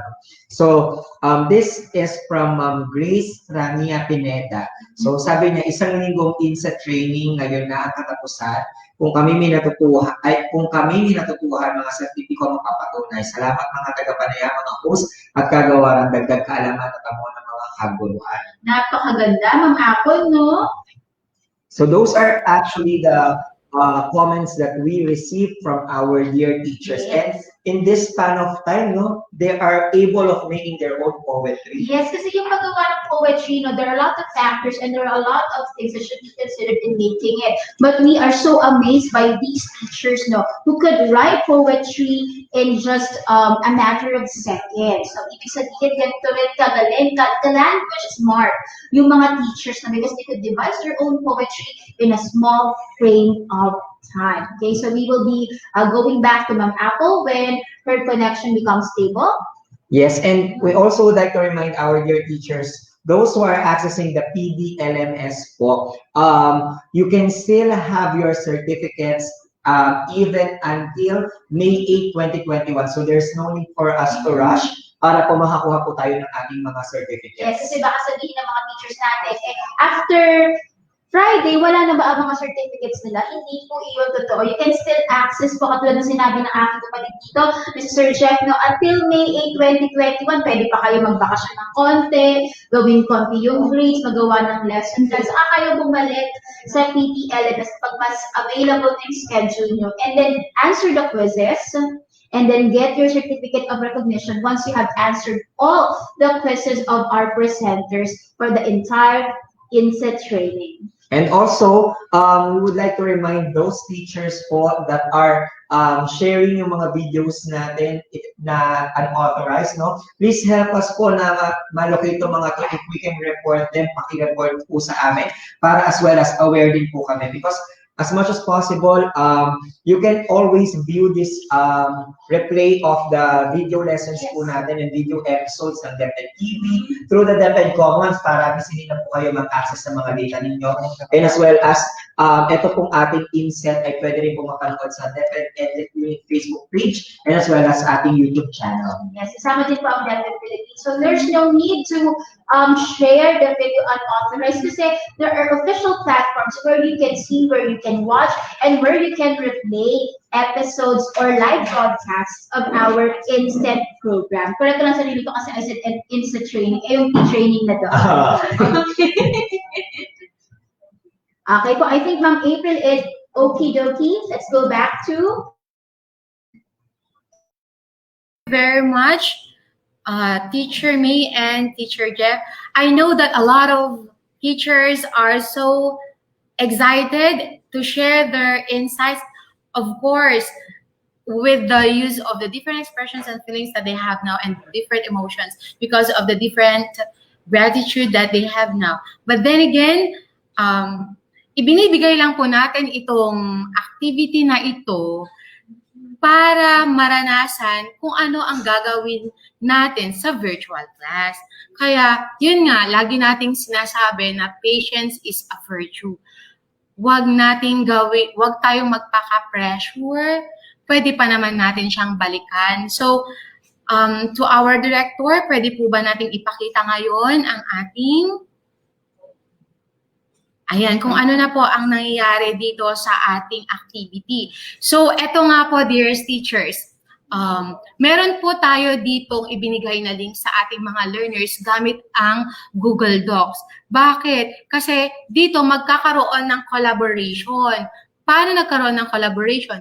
Dahil tulong-tulong yung mga estudyante natin, pagtutulungan nila kung paano bubuuin ang isang tula. Kasi alam natin na hindi lahat ng ating mga learners ay inclined or they are linguistic. Andun yung pagiging linguistic intelligence or mas inclined sila doon. Pero kapag tulong-tulong ang ating mga estudyante sa paggawa, mas madali itong matatapos. At doon, makikita rin ni teacher, of course, kung ano yung mga nilalaman ng puso at utak ng ating mga estudyante once na nabigay ito. Why collaboration? Dahil tulong-tulong ang ating mga estudyante at even si teacher andun siya to facilitate this activity. So, once again, maybe I'll still be giving you 1 minute, pero pwede po natin yang balikan. It doesn't mean that kapag hindi natin to natapos, wala kayong matatanggap na certificate. Ayan, uulitin ko po. This is just a simple activity on how are we going to use this kind of a tool. Kung paano makakatulong ito sa ating virtual class. Again, thank you very much to our dearest teachers. Okay, ayan na nga, very active sila. Dito tayo sa Region 12. Tingnan natin, parang marami na rin pong nakalagay. Ayan, EdTech Family, eto na po. Another one to Region 11. Ayan, para lang naman po ma-acknowledge natin at makita natin, marami na po talagang marami po talagang mga participants na gustong ibahagi ang kanilang okay. So, with that is just a simple activity, dearest teachers. Kung paano natin gagamitin ang sinasabi nating Google Docs para sa ating mga learners. Okay, I think we are running out of time because of the different technicalities kanina. Okay, so maganda nga sana, no? So yesterday, nabanggit ko rin sa inyo, dearest teachers, na meron kayong gagawing tula. Pwedeng English, pwedeng Filipino, pwedeng gamit natin ang different 8 major lingua franca na binigay sa atin ng ating mahal na departamento. Pwede natin gawin yun. At ninanais ko po at gustong ibahagi sa inyo na pwede po namin i-publish ito sa international publication in Thailand. So with that, we will be giving you during lunch break the link kung saan naman po ninyo isasubmit ang inyong output na ginawa nyo na kahapon. Okay. At karagdagan po nun, that is a written activity. And 4, ito na po, mahal naming kaguruan, dahil collaboration ang sinabi po natin, yung ginawa po ninyong poem, okay, the one that you did yesterday, poem that you have composed, you need to video yourselves. Okay? Katulad ng ginawa natin kanina. Then, you are going to submit your output with the written work, which is yung kinompose ninyong original poem and your video sa ibibigay natin mamaya na link. So, do I still have time to continue this one? Okay. So, I think, I guess I could still have 5 minutes for the Canva. Okay, since Canva has been discussed this with one of our speakers, kindly explore your Canva. But since we are running out of time, I think if there are a lot of questions that they want to share with us today, I think I'm going to give the floor now to our dearest speakers, Teacher May and Teacher Jeff. So bago naman po ako magtapos, I would like to share this simple quote na galing po sa akin para po sa inyo. If you want our children to be reflective on the way we want them to be, awake their hearts with the language of it's not composition, but it's compassion. Thank you very much. Okay, I think there is a typo here. It should be compassion. Ito yung kagandahan ng live tayo, dearest teachers. Again, if you want our children to be reflective on the way we want them to be, remember, awake their hearts with the language of compassion. Buenos dias. Magandang umaga. Naimbag abigat kada kayo amin. A virtual clap for Ma'am Apple for her presentation. And I really love the language of compassion because we know it speaks volume. Now we will be entertaining questions from our participants or attendees for today. As much as we would like to entertain 5 questions, we would be entertaining only 2 questions because of the technical issues we have encountered today. So let's start with the first question, Sir Jeff. Okay, so our first question is from Sir Francis Brian Katamora of the TISA National High School, Cebu City. Is there a way that digital poetry can help our remote learners develop their speaking skills, especially in this new normal instruction? Yes, of course. Thank you for that.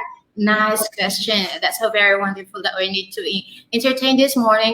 So it's really good, the importance of that, how we can give this kind of strategy to our learners. And what way? The reason why if we have this kind of technology and we are facing with our learners, we do the collaboration. In what way? Through the different apps and through the different tools. Like for example, the one that we have used is the Google Docs. With the use of the Google Docs and collaboration with the different thoughts, the wisdom of thoughts of our learners, they are going to incorporate that, integrate that in our the theme that you're going to give from there. Actually, I did not finish my presentation because we are running out of time. But then with the use of the Canva, that is very good. You give them the composition that you have, and then below there, you have the video. With that, how are you going to enhance or hone or develop their speaking abilities? Of course, you as the teacher, you will be the one to guide and to facilitate this. You will be the one to recite. You show them how are you going to do the task. You will be the first one. You are the model of your class. Before they are going to do that by themselves, of course, they are going to imitate you first. So by then, one by one, little by little, they can easily they will gain and capacitated kind of skills and ability. Thank you very much for that question, Sir Francis. Thank you, answer that. I think we're out of time, so the speaking skills test. Thank you so much, Ma'am Apple, for sharing your insights about how we can improve the speaking skills of our learners, even though they are in a distance or even though it is in a remote learning setup. Now we will have the second question, and the second question came from. We'll be waiting until it is flashed on the screen from Mr. Diosdado P. Talon Jr. of the Yagli Region High School, Isabela. The question is, how can we integrate digital poetry across learning disciplines? That is I think that is one of the objectives given to us a while ago. Since it's a collaboration, there is integration, wherein there are things that we need to consider in giving the aspects and factors that will, shall I say, it will be given to our learners. In what way? We as teachers, especially so in a departmentalized class, How are you going to collaborate with the different teachers? You need to talk sincerely with each other, especially in mathematics. The teacher in mathematics, the teacher in science, the teacher in English, you are going to collaborate each other. How are you going to integrate poetry in different or across discipline? Actually, dearest Sir Justado P. Talon Jr., like my learner, I mean my child, my daughter, there's in their module are the packet learning. I can see in the packet learning that there is an integration. The English teacher and the mathematics teacher collaborated very well. They talk each other sincerely para mas madali nilang ibigay kung ano yung narapat wherein mag-combine ngayon ang force ni mathematics at saka ni English para mailabas ngayon itong poetry. Based of course sa competency, huwag tayong aalis doon, the competency and the subject matter that we want to give to our learners. Okay, so I think I have done and I gave the right answer for your question. Thank you very much, Sir Justado. Yes, thank you very much, Teacher Apple, for this very heartwarming answer regarding with the integration of digital poetry and across learning discipline. And of course, to all our teachers po that who would like to send their selfies, we will be showing you these pictures already na po during the transition at this moment. Again, thank you very much, Teacher Apple, for sharing your expertise with us.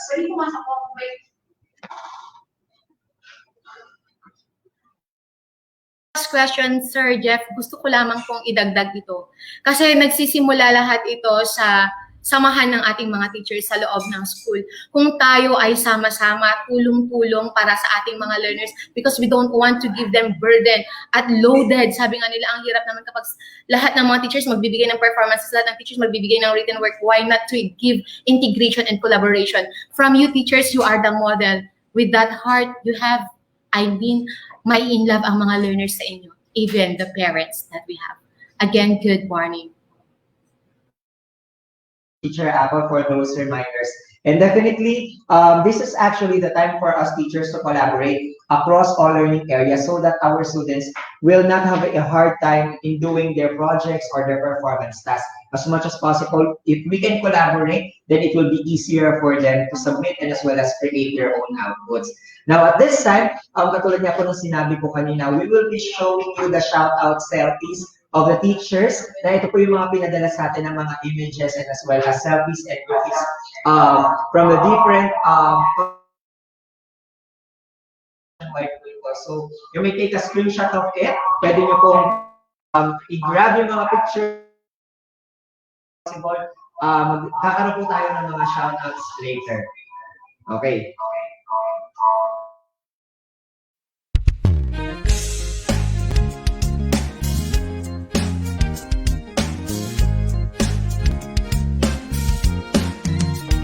Mga guro at magulang, ating pagtulungan, kabataan ay turuan natin.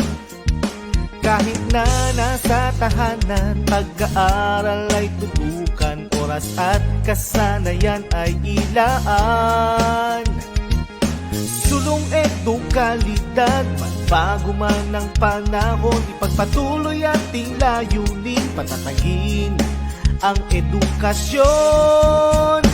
Itulay ang gabay sa pagkatuto, itulay edukasyon itatawid sa'yo, itulay paaralan nilalayo sa'yo, itulay sa makabagong panahon, itulay para sa kabataang Pilipino. Kayo ba'y may katanungan at hindi maunawaan? Kami ang gabay at tulay na magtuturo sa'yo. Sa tulong ng teknolohiya at maging ng social media, paaralan ay kusang lalapit sa'yo. Sulong edukalidad, supuin maling impormasyon, katotohanan nating ituro, paunlarin ang edukasyon. Itulay ang gabay sa pagkatuto. Itulay edukasyon itatawid sa iyo. Itulay paaralan di lalayo sa iyo. Itulay sa makabagong panahon. Itulay para sa kabataang Pilipino. Itulay ang gabay sa pagkatuto. Itulay edukasyon itatawid sa iyo. Itulay paaralan di lalayo sa iyo. Itulay sa makabagong panahon. Itulay para sa kabataang Pilipino. Itulay, itulay sa kabataang Pilipino. Itulay, itulay sa kabataang Pilipino. Itulay, itulay sa kabataang Pilipino.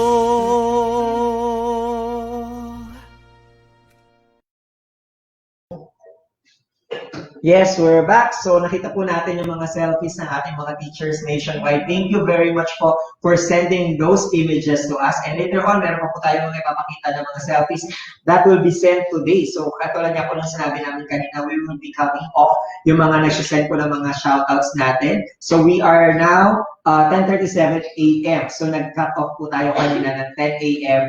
as declared yesterday, no? Now, we also would like to say thank you dun po kay Dr. Dayan De Castro from SDO Caloocan, SDS Dr. Losario, Dr. Alinab, Dr. Ivy Perez, EPS SPED, Sir Patrick Pala, Dr. Macarubo, Dr. Ilagan, Doc Joban, Dr. Salom, and the school head, Sir Dom Angeles, and all the teachers of GD, JES, and SPED teachers, and SPED SLMs validators. Thank you very much po sa pinadala ninyo na napakasarap na cupcake dito po sa amin sa DepEd Central Office. And also, we would like to shout out po sa Muntinlupa National High School Main, with its school head, Dr. Antonio Rocha, Mrs. Florian Belen of the English Department, Mr. Reynaldo Belen of the Senior High School and the Youth Department, and Mrs. Eleanor Ramos from Muntinlupa National High School, Cunasan, Annex. And also, last na po, shoutout po sa SDO Pampanga, lalong-lalo na kina Ma'am Melissa Salunga Sanchez, our ASDS, Ma'am Cherry Binluan, EPS sa Filipino, Sir Jun Cunanan, EPS sa English, Ma'am Shena Panganiban, Principal of Pulug Masle High School, Ma'am Rosalyn Tuble, Principal of Porac National High School, and sa mga masisipag po na bahagi ng Super K Eskwela ng SDO Pampanga, Sir Nelson Gonzalez, Ma'am Roylene Henson Dago, and yung mga kaklase daw po sa MAEN, Delta B Scholars, and mga kaibigan ni Ma'am of PPG Squad, Ma'am Teresa San Pedro Senior High School, and teacher of Pulong Masle High School from Ma'am Lynn Escoto. Ayan. So maraming salamat po, no? We'll be trying na basahin po lahat ng mga shoutouts sa inyo. Again, yung mga shoutouts po na hindi natin mababasa today, i-a-announce ko po yan sa ating Itulay tutorial session on Friday. That is scheduled on 9 a.m. Ako po ang inyong tutor, Jeff, para sa TLE 7. Ayan. And we are now going to present our second speaker for today. Our speaker for today is an English teacher from Kaunlaran High School, Schools Division, Office of Navotas City. She has been teaching for 4 years and now is one of the newest EdTech specialists of the ICTS Educational Technology Unit. She is a national teacher broadcaster for English 5 and an Itulay tutor volunteer for English 3. She is also a Google certified educator and a Microsoft Innovative Educator. She earned her bachelor's degree in secondary education majoring English, Dean's Lister at the Philippine Normal University. She has now completed her academic units for her master's program in English language teaching at the Polytechnic University of the Philippines. She is a teacher scholar of the city of Navotas and has been a resource person for numerous seminars and trainings in her division. She is also a writer, and her works were published in several newspapers and magazines. Without further ado, let us give a warm virtual welcome to Miss Maria May and Sevilla. Hello, Sir Jeff. Hello, Teacher May. So, yeah, Am I loud and clear? Yes, sir, loud and clear. Ayan, no? Medyo hindi ako sanay. Iba pala talaga yung feeling pag nasa pag ikaw ay presenter na. It's a different feeling if you are the host or the master of ceremony, and it's a different feeling if you will be the one presenting. And thank you, Sir Jeff, for your wonderful bio note. Okay, so let's start our presentation for today, teachers. Okay, I know you're very excited to learn more about how technology can be integrated in our classroom, and I will be talking about that this session. So again, the title of my presentation will be, thank you to our technical director. Again, the topic of my presentation today is technology integration and materials preparation in English language arts. Ayan, nagbabakal pa ako ng konti kasi medyo kinakabahan po talaga ako. Iba talaga yung feeling ng host ka for 4 days. Ngayon, presenter ka na. Pero thank you so much, teachers, no? So that's my title of my presentations. Now, teachers, before we start and before I present to you the objectives of my presentation, let's have first a question and answer portion. So you would answer these questions by commenting a smile emoji on the comment section if you agree to that statement, or if you disagree, please comment a sad emoji. Okay, so let me repeat po. If you agree on the statements that I will be presenting, comment a smiling emoji, or if you disagree on the statements that I will be posting po, just comment a sad emoji. Okay po, clear na po yan? Let's start with the first question. Okay, the first question po ay, teaching using technology tools and applications make teaching more complex than ever before, as it necessitates teachers to need additional and more expansive set of skills. Do you agree or disagree? Okay, comment on the comment section. Ayan. So, marami na po ako nakikitang smiling face. Okay, no? Ayan. At meron din namang ibang sa sad face. Okay? So, for this statement, we believe that technology tools and applications, no, because there are so many, we are overwhelmed by their numbers. And as they are overwhelming in numbers, we have to cope with the necessary skills to use them properly. So, right now, teaching has become more complex because we have to accommodate the number of available tools and applications that we have to use in our classroom.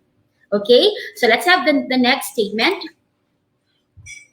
Yan. Next, using technology in teaching is using applications and software inside the classroom to enhance and deepen the learning process is not, I repeat, it's not the ultimate goal of teaching using technology.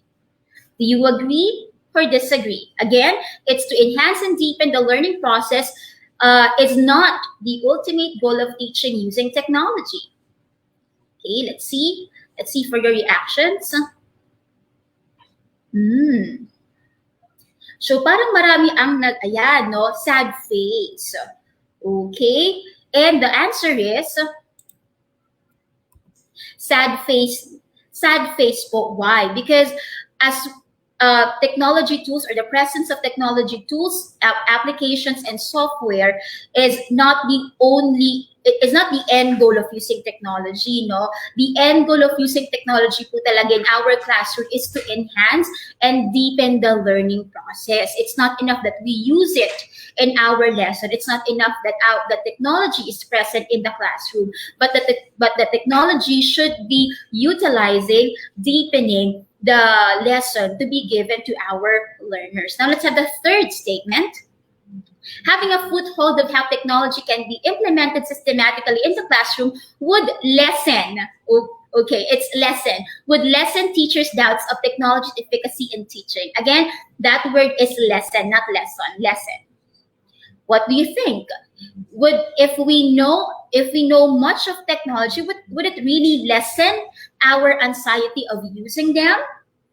Okay, so marami po ang nag-agree, and I also agree with that. No, if we only have a strong foothold, if we really have a good knowledge of how technology can really be implemented in a systematic process, why should we have doubts? Why should we have anxiety in using technology? If alam natin gamitin, di ba, we will be confident in using it. And if we are confident in using technologies, no, alam natin that the ultimate beneficiaries of this will be our learners. Now let's have the fourth statement. Technology, curriculum, and pedagogical skills in teaching can never be put together because each has characteristics that do not complement each other. What do you think, Mo? Can we really not combine technology, curriculum, and pedagogical skills in our classroom because they're really different? What do you think? Okay, parang marami po sa atin ang nag-heart. So, ibig sabihin, so naniniwala po ang karamihan sa atin na magkakaiba po ang technology, ang curriculum, at pedagogical skills. Well, actually po, no. You can actually merge technology, curriculum, and pedagogical skills in our classroom to give efficiency on how technology should be used in teaching. So later on po, we will know how we can integrate these different areas. Now to our last statement po. Okay, the use of technology in the classroom changes the vital roles of a teacher and overhauls learning design. Pag po ba alam natin ang paggamit ng technology, nababago nito yung ating mga task and roles as a teacher? What do you think? Nag-agree po ba kayo or nag-disagree? Okay, let's see.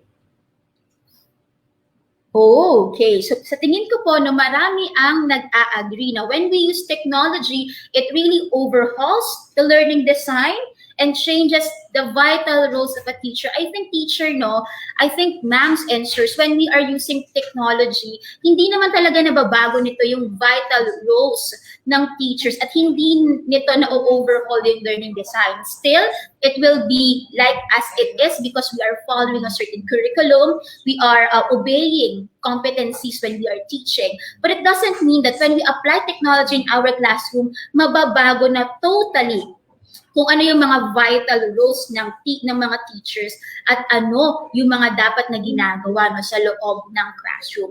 Because of these questions, this will be my objectives for our presentation. First, examine the complexity of using and integrating technology in the classroom to motivate teachers towards continuous professional development. Second, identify real goals and targets of using technology in the classroom. Third, practice systematic application of technology in the classroom to inhibit teaching anxiety, develop pedagogical creativity, and ensure learning effectivity. Fourth, evaluate teaching roles and duties to fit with the changing needs of the students. And the last, prepare for online and or distance teaching with more knowledge, surety, and confidence. So, eto teachers ha, magkaroon ulit tayo ng question and answer portion. No? Alam natin na when we describe online learning to be challenging, alam natin to kasi we really feel how heavy it is or how challenging online learning is. We face a lot of struggles. We were pushed to the limits. We have to double our preparations because nung sinabi sa atin na walang face-to-face at virtual lang, konting buwan lang yung dapat natin i-prepare, pero kinaya natin. Pero we had to double our preparations. We have to cope with something new in a small frame of time. Ilang buwan lang naman tayo pinag-prepare for the online learning. Pero ang galing natin ay nasukat kasi kahit konti lang ibinigay sa ating time, no, lumaban tayo at nakagawa tayo ng paraan. And we have to demonstrate a new breed of teaching that we have to be familiar with yet. So I will share this message, no? This is a message by our school principal in one of her webinar series. Actually nga sa school namin, marami kami mga webinar series na ginawa, na in-implement para maging ready yung mga teachers for online learning because of the small time given to us. And we have to really double the preparations for online learning. Ito yung sinabi niya sa akin at na talagang tumatak sa akin. So sabi niya po, no, this school year, para tayong ulit nagpa-practice teaching, di ba? Ano ba ang feeling nung tayo ay mga practice teachers? 'Di ba? Alam natin yung marami tayong alam na theories. Marami tayong alam na principles because we knew these things using the books that we studied in school. Pero it's a really different feeling when we step inside our classroom. So parang ganun daw po, no? During the seminars, during the workshops that we had in school, marami kaming nalaman about online learning, and we're really thankful for that. But it's a really different matter. Like practice teachers, iba pa rin ang feeling ng una kang sasabak sa classroom, at yun daw po ang feeling ng school year na ito. And I really believe that kasi marami po talagang kailangan mag-adjust. Marami tayong kailangan i-adapt na means. Marami po talaga tayong kailangan pang malaman para ma-improve ang online learning. That's why with this session, it would really also help you how to engage students po, no? And how to use technology better in our classroom. So when the pandemic first hit the country and the world, doctors and other professionals who work in the medical field were not the only ones who should act on their toes and do something revolutionary. Hindi lang naman sila, pati yung mga teachers, di ba po? We teachers have been doing great things so much. Though we can agree, teachers, that we aren't getting much of the credit for the labor that we have been working for. So alam natin kung gaano ka-challenging, pero kahit gaano ka-challenging yung online learning, kinakaya pa rin natin. And we are surviving the school year. Okay? We may not be the ones reviving people when they are about to die, pero ito yung kahalagahan ng mga teachers eh. But we teachers are the ones filling in the gap to provide the lines of possibilities. Sino bang magsasabi na possible agad ang online learning sa Pilipinas? Di ba ang talaga namang gumawa ng paraan para ma-carry natin ang online learning ay yung mga teachers talaga. The possibilities, teachers have filled in the gaps to provide the possibilities to learn no matter the situation is. To cope with the problem set by the contagion, we have taught in a virtual space. Ginagawa po natin yan, no?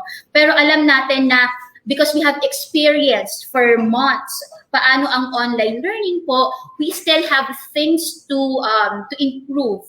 And these things that we're going to improve, these will be learning points for us. So the online learning in the next school year would be much better. And we will be providing it in our next online classes. Ngayon po, with this long introduction, teachers, I would want you to answer this question because ang tagal na natin nasa online class. And I know marami na kayong realizations, marami na kayong insights of how to make our virtual learning much better. What do you think are the conditions that make for effective online learning? Alam ko, di ba ang sabi ang sabi sa atin, one of the effective characteristics of being a teacher is to be reflective. Na nagre-reflect tayo sa ating practice, nagre-reflect tayo sa ating mga strategies. We know the learning points that we should carry over, and we know the points that we should improve. Now, teachers, because we have experienced online learning, ano sa inyo yung mga characteristics that make for effective online learning? Tingnan po natin yung mga sagot ninyo, ha? Ayan po, naghihintay po tayo ng may magko-comment. Alam ko naman na marami tayong mga naisip na pwede pa nating i-improve, no? Meron din tayong mga ginawa sa classroom natin na alam natin na kaya nating i-apply pa sa next school year para nga naman, no, mas mapag-ayos pa yung ating yung pagtuturo. Okay? So dahil diyan, medyo mabilis lang po yung pag-flash ng mga answers. Pero meron po akong isang pipilian dito. Sabi po ni Ma'am Catherine, ayan, nawala na naman. Technical Director, okay? Pwede po bang pumili po ng isang answer po, Technical Director? Isang answer from our audience that respond to the question, no, na what he or she thinks would make for effective online learning. Can I show this po? Ayan, mag-show po ako ng isa, ha.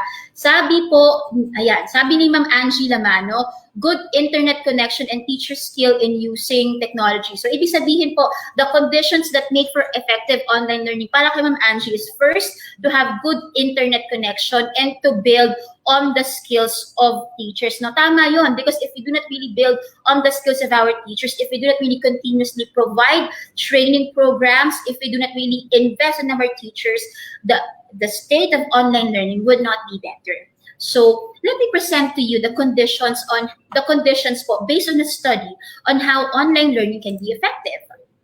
Okay, first is, according to the study of Watwood, Nugent, and Deal, these are the conditions that make for effective online learning. First, teachers exhibiting a strong presence in the virtual classroom. When we say presence, no, it's something personal. Pero we know that presence can be carried over in a virtual space because we have netizens, we also have netiquettes. And so we have this presence that we can imbibe to our learners. Now, how can we have a strong presence in our classroom since hindi nga tayo nakikita ng mga estudyante natin? Sabi nila, we have to have an open communication and risk-free conversation, no? Mag-alat tayo ng time kung kailan natin dapat kumustahin ang ating mga learners. Sabi po dito, no, even though the communication is more on computer mediated, kailangan pong maramdaman ng mga estudyante natin na sila ay real people, no? Sila ay totoong tao na hindi lang virtual nag-i-exist. But when we ask them questions like, how's your day? Yung mga kumustahan natin tuwing free time natin, pag kinukumusta natin sila, it makes them feel as if a real person, even though we haven't seen them. And it's really important because when we make our students real people, even though in a virtual space, pinararamdam natin how we are concerned, how we care for them. Second, strong sense of community through encouraged collaboration, no? And alam kong teachers, mahirap mag-collaborate dahil may mga issues tayo in technology. But pwede pa rin natin gawan ng paraan na we can have our learners to work on things or to work on activity sheets where they can collaborate. Kasi pag masyado rin individualistic ang mga activity sheets natin, pag masyadong isa lang or pag hindi natin ginagawa ng paraan na yung mga bata kahit paano magko-collaborate sa isa't isa, no, they feel so isolated. Hindi na nga sila lumalabas, hindi na nga nila nakikita yung teachers nila and classmates nila, and we're not really doing ways for our students to collaborate. No, they feel so isolated. And what is really needed po in a virtual classroom, in a virtual learning space, sabi ko nga kanina, we should make our students feel like they're real people, they're existing, and they're not just online and offline on our platforms, in our online platforms. And in doing this, we are creating strong bonds and relationships in virtual environment. We know that teaching cannot be really effective without harnessing a good relationship with our learners. So, importante pa rin yun na we harness strong relationships through open communication and risk-free conversation. So, aside from that, no, eto ako, how can we facilitate a strong presence? It's to facilitate an online classroom efficiently by observing good classroom management. So when we say, when we speak of good classroom management, akala lang natin pang physical classes, di ba? Pero no, pwede pa rin po natin i-impose yung good classroom management through house rules. Di ba? I know teachers sa group chats ninyo, may mga house rules kayo. Example, wag mag-flood, no? These are the house rules that you say to your students. Kailangan pa rin yun. Then boundaries. So when you say that your class would start at 8, your class schedule would start at 8 a.m. to 4 p.m., 4 p.m. lang. No, mag-set tayo ng boundaries because we teachers need some space din so we can detach from the virtual world. Alam ko, yung stress na yun, yung sometimes when we are too much na, or when we stay too much when we stay too much in a virtual space, or when we have used our gadgets for too long, medyo yung feeling hindi maganda kasi parang nakakapagod. So we also have to set boundaries when we say na hanggang alas 4 lang yung klase. Pero we can use some technologies like many chats and chatbots to still respond to our learners, di ba? Yun yung kagandahan ng technology because we can set boundaries, but we can still think of ways to respond to our learners' need kahit hindi na tayo online. Third is to set consultations, no? Meron naman tayong mga free time and then we can set na etong oras lang tayo pwedeng makonsult ng mga estudyante. So, when we're doing this, when we are setting house rules, boundaries, and consultations, still, kahit nasa virtual space tayo, we make our students feel some management in the classroom. Okay? Third, Deliver lessons through facilitative and reflective practices with easy and uncomplicated directions and instructions.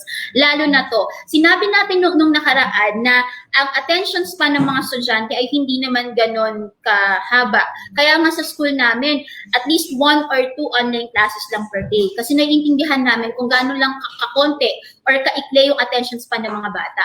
And sinabi rin sa amin na aside from facilitating learning, how about stress on reflective practices? How about make your student understand that this is important because they will use it in real world situations? Because if we will just be facilitating learning without really giving the good reason why we should be learning this or why the student should be learning this, wala din. Hindi mo na nga sila nakikita eh. Hindi mo na nga sila nasusubaybayan. Tapos puro knowledge ka pa without them thinking, paano ba ito makakatulong sa akin on my next grade level? How would this make me improve in speaking to other people?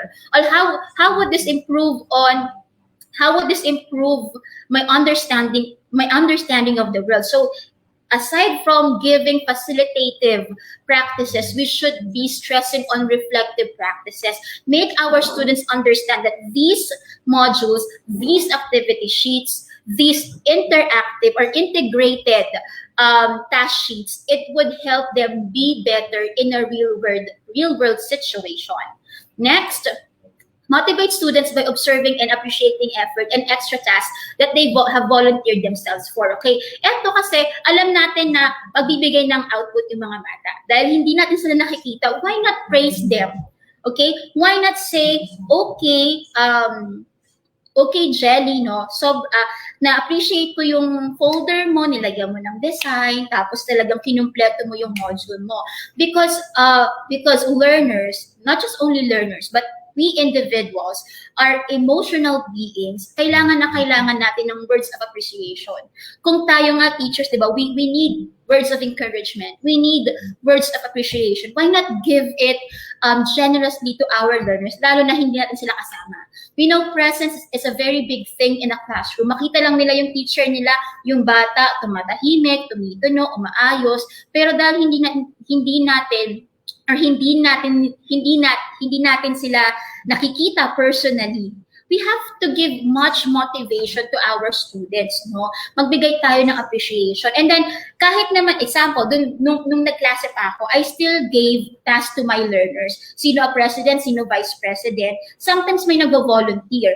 And because they are volunteering for work that they could not do or they may not do, hindi naman talaga sila yung assigned doon, nag-volunteer sila, di ba? So we appreciate these students because tinutulungan kanila to build classroom management that I know teachers is very challenging to do and to build in a virtual classroom. Okay, so next.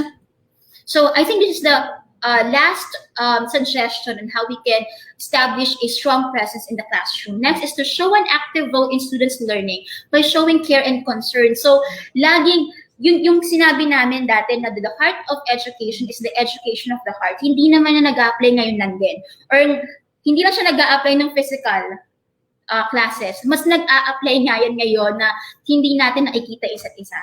Okay? Show concern, show care. Pag hindi uma-attend ang bata, why not, kahit alam ko marami tayong ginagawa, no, why not isikin natin yung talagang hindi nagpapakita, anak, bakit parang hindi ka na uma-attend yung online classes natin? Anong nangyayari? Meron ba tayong problema sa bahay? Kasi nung nagsisimula din ako, no, kasi hindi ko talaga ako nakapagturo ng isang school year because I have tasks on DepEd TV. But I tried to handle a class.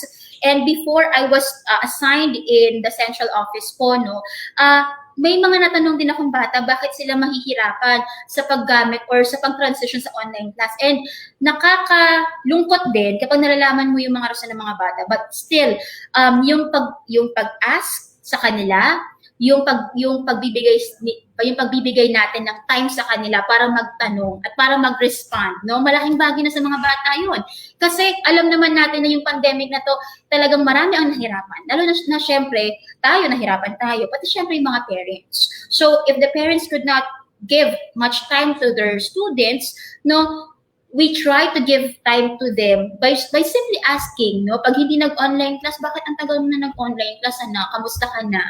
Or Anong balita? Bakit parang hindi ka na active sa ating klase? So these are the simple questions that we could ask our students. Even though they're very simple questions, di ba, naging estudyante rin tayo and we know the feeling pag kinukumusta tayo ng mga teachers natin, di ba? It makes our hearts really fond of them. Okay, next. Second characteristic of good or effective online learning is second, students being engaged by the teacher through interactive learning activities. And we have provided with you teachers many learning activities, many learning applications that you can use to make our teaching and learning session more interactive. Kasi nga naman, no, sabi doon, naalala ko sa isa sa mga seminar natin, isa sa mga seminar namin sa Navota City, we could just expect that we would do the practices nung ginagawa natin ng physical class. Example, nagdi-discuss tayo. We cannot really just do that because it's really boring. And alam naman natin yung mga estudyante natin, hindi gumagalaw, nakaupo. Diba? Merong ang issue dyan na baka sa virtual learning, we would disregard their health being. Kaya nga nagagawa tayo ng mga all is wellness. Meron tayong mga wellness programs na kine-create para ma-assure natin na kahit stagnant or nakaupo ng matagal ang mga estudyante natin, meron pa rin silang engagement, gumagalaw pa sila. So that's why we could not just apply what we're doing in the physical classroom to this online learning. We have to be using online learning activities. And the third, teachers having trained in online teaching through a systematic and effective fashion. Kailangan na kailangan to. Di ba po yung sabi nyo kanina, aside from accessibility, we should always invest in our teachers. That's why teachers should know how to teach in a systematic and effective fashion. Paano ba teacher na-apply ang technology sa isang classroom? Meron po ba tayong procedure? May process po ba dyan? Meron po. And ano po yung necessary knowledge para alam namin na technology is well used in the classroom? So eto po yun, okay? Teachers need to be equipped with 3 kinds of knowledge for effective integration of technology in teaching. Ano yon? First is content. Second is pedagogy. And third is technology. Bakit teacher kailangan ng technology? Siyempre, interactive learning activities. Why do we need to merge content and pedagogy? Because pedagogy alone cannot be effective without banking on the competencies that we should teach. And these kinds of knowledge are actually designed in a certain framework. Ano po yung framework na yon? And this framework is made by Mishra P. and Collar M. in 2006.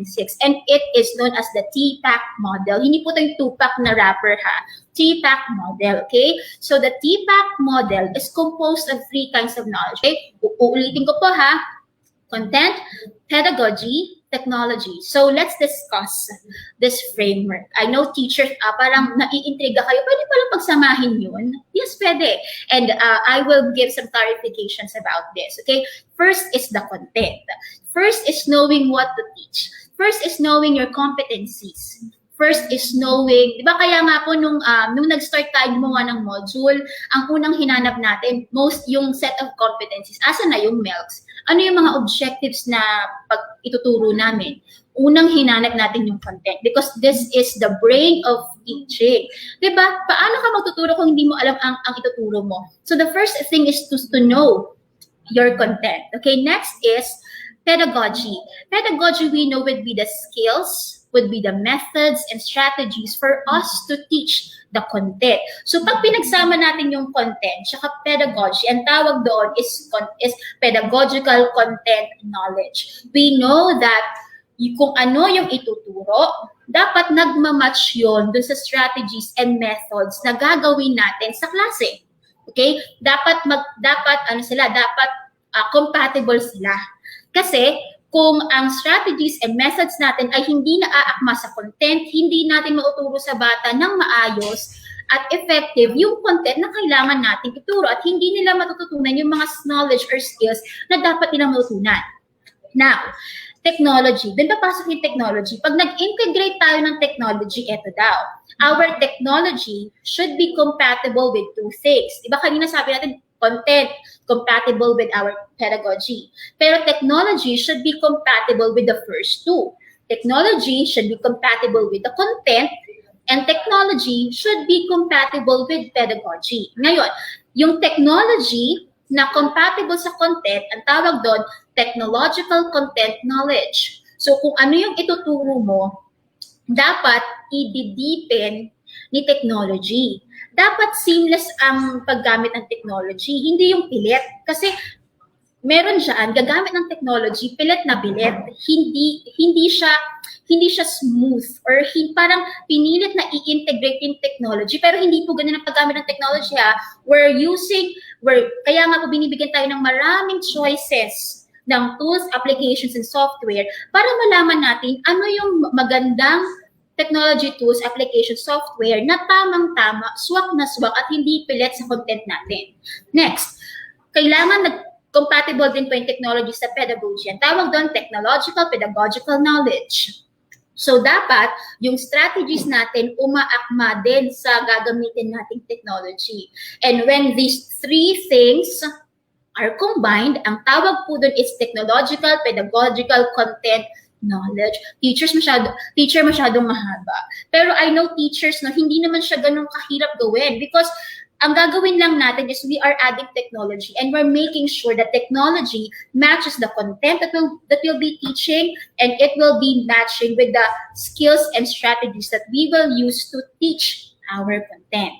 Okay, malinaw po ba yan? So lumalalim na po ang ating discussion, no? So I hope you are also taking notes or making screenshots of this presentation. Next, the TPAC model, teacher, parang feeling ko unique po yung TPAC. Yes, it is unique. Why? Because the TPAC model constitutes a unique kind of knowledge that teachers must master. Okay? This could not be held by those who are only expert in information technology. Bakit? Kasi alam lang nila yung technology. Wala silang alam sa content and pedagogy. And we know teachers, no, noong nag-aaral tayo as teachers, no, tatlo talaga yung tinuturo sa atin. First is to know your subject matter. First is to be abreast with the strategies to teach the content. And third will be educational technology, how to implement technology in our classroom. Kung IT ka lang, syempre hindi mo alam yung tuturo, hindi mo alam din yung strategies. This could not also be held by those who are expert in content areas because pwedeng alam nila yung content, pwedeng alam nila yung strategies and methods, magaling sila doon, pero hindi naman nila alam yung technology. So it's a different set of knowledge. Iba rin kapag may alam ka sa technology, iba rin kapag magaling ka sa content and strategies. Dapat pinagsasama yun for an effective technology integration. TPAC synergizes the need for a substantial knowledge of each areas for an effective online teaching. I know, teacher, it sounds so demanding for us, no? Parang ang hirap na ngang mag-review minsan ng content eh. Di ba? Ang hirap mag-update. Minsan mahirap din mag-update ng pedagogy, ng makabagong strategies and makabagong methods. Now teacher, it's like you're advising us, suggesting us that we must also master many technology tools. I think this would be my opinion po ha. We have to be masters of our craft. Because sabi nga po ni Sir Ariel, we cannot teach what we do not have. So if we do not know the content, if we're not good with pedagogy, and we're not coping with the many technology tools and applications, how can we strive or how can we thrive in this different environment? Diba?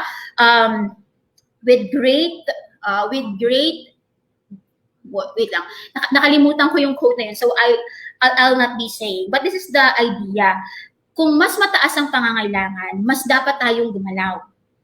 Because we have to cope with the changes. And we cannot just remain stagnant. That the changes are laid in front of our eyes. Sometimes nga in front of our faces. So how can we take an action? How can we take a step? Okay? Sabi nga natin, no, doctors are not only the frontliners, but also teachers are frontliners too. Next. Okay, so how can we apply TPAC naman in our classroom? Because we have known this, Teacher May. Now tell us, how can we apply this model? First, we have to determine the learning outcomes. We have to determine the learning outcomes. Content, unahin ang content, di ba? Kaya nga po medyo guilty ako minsan kapag nagagawa ko na yung lesson plan ko, wala po yung objectives. Okay? Pero wag po ang gayahin ha. Okay, learning outcomes muna. Dapat alam natin ang learning outcomes because we might fall a victim, or we might be victims of, alam natin kung paano magturo, hindi natin minsan na ma-match yung paraan ng pagtuturo sa dapat ituro.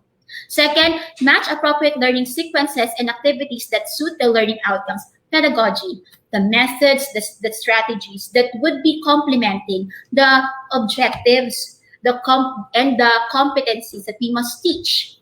Third, choose appropriate technology tools and applications that best deliver learning sequences and activities. And kaya nga ang ano dito, may tama po bang application or may tama po bang tools para sa pagtuturo? Actually, we can't really advise one application because a technology tool, app, or software is made compatible by what you will teach and how are you going to teach the lesson. Walang tama, wala ding mali, no? Depende yun sa paano ginamit, kung paano gagawin or paano makakatulong yung technology sa pagtuturo ng content. At paano makakatulong yung technology sa pag-harness ng methods and strategies na effectively makakatulong sa atin na maturo yung content na gustong matutunan natin or gusto natin matutunan ng mga bata natin. So again, there's no right or wrong technology tool. Base po yan sa content natin at base po yan sa strategies na gagamitin natin based on our objectives and competency. So I hope I made that clear. Okay, next po, ayan. So, punta tayo sa Bloom's. Ayan. So, alam ko po, dapat minamaster natin to. Kaya tingnan natin kung master pa rin ba natin itong Bloom's taxonomy. So, magsisimula tayo from the basic, from the first level of the triangle, and next po, sa pinakamataas. Okay, tingnan natin. Ano po ba yung nasa red? Tingnan natin ha. Ano yung first level ng Bloom's taxonomy? Sige, yung nasa red. Okay, ayan. Naghihintay po ako ng response, no? Ano po ba ang knowledge? Yung revised po ito ha, yung revised. Alam ko po knowledge yung dati, pero binago na po kasi yon. Sige, bigyan natin ng clue ang ating mga teachers. Ang first ay remember or remembering. Kasi revised na nga po eh. Diba? So next would be, after remembering, ano naman po, ayan, may mga tama ng sagot. Thank you, teachers. Next naman po, meron ako nakita. After remembering, the next one is understanding. So, kailangan ma-remember ng bata. Kasi pag na-remember na ng bata, ibig sabihin, pumasok na yun sa short-term niya. Short-term memory. Tapos, second is to understand. Students need to recall first before they could understand. How can they recall something that they have not put here? So, essential na ma-remember ng bata yung concept bago niya ma-understand. Okay, ayan, ang dami na pumapasok ng understanding. So, let's have the next level. Applying. Ay, dapat pala ipapasagot ko muna. Okay, pero ito yun, applying. So, when we understand a certain concept or when our student understands a certain concept, doon niya lang ma-apply yun sa totoong buhay or sa isang task na gusto natin ipagawa sa classroom. We cannot just demand our learners to apply what we learn if we haven't helped them to remember and then understand a certain knowledge or skill. Okay, after applying po, ano kaya? Ayan, may sumasagot na. Next is to analyze. When you apply, di ba? When you apply, you're using what you know to your life experiences, or you're using what you know to use it in life. And when you have used it in life, that's only the time you can evaluate and process what you have learned. That's why analyze muna bago mag-apply. Or apply muna bago mag-analyze. Baliktad. Next naman po kaya, after analyzing, anong sunod? O, sabi nila, ano kayang sunod no, after analyzing? Tingnan natin no, kung lahat nakakabisado pa. Okay, after that is evaluating. Yes, we can make comments now. And then the highest level in the Bloom's taxonomy po ay ano? Ayan, meron na. Creating or yung creation. That's why, no, in the 21st century, we are giving much importance or we are giving much credit for the skill of creation. Because it's only going through 1, 2, 3, 4, 5 stages that we can create. So, ibig sabihin, no, we cannot just ask our learners to create something, create like this, create something like that. If we haven't really processed the learning sequence. Gusto mo silang mag-create, pero you haven't taught the lesson well. You haven't taught them to apply it in real life. You haven't told them, you haven't taught to them, you haven't taught them how to evaluate a certain concept. So you have no right to ask them to create something. That's something we have to bear in mind, because our learners need processes too, as much as we need systems. We teachers need systems, and our learners need much of that too. We need to process learning. That's why we do unpacking of competency. Okay, so paano ba mag-unpack? O, ito turuan natin, no? And I learned this through my EPS, Dr. Marco D. Meduranda. So I hope sure I will give justice to how great you explain to us the unpacking of competencies. Okay, so I'm teaching grade 7 English was a school, so I would be using grade 7. But I hope, no, even English to, you would understand how to unpack certain competencies. Okay? So gamitin natin, mag-unpack tayo gamit yung Bloom's, yung revised, and then apply it in the TPAC model. So the competency is first quarter, give the meaning of given signs and symbols, such as road signs and prohibited signs, etc. And look at the verb, it's give. And give is under the level of understanding. So sabi natin kanina, before we can understand, first we have to teach our kids or our learners to remember. So ibig sabihin po, teachers, no, if the verb in the competency is in the evaluating level, no, we have to teach our learners to remember, understand, apply, and analyze. Pagdadaanan natin yun, hindi agad-agad evaluate, hindi agad-agad create. So, bibigyan natin ng proseso yung mga bata, bibigyan natin sila ng sequence na dumadaan base doon sa appropriate learning sequences nila.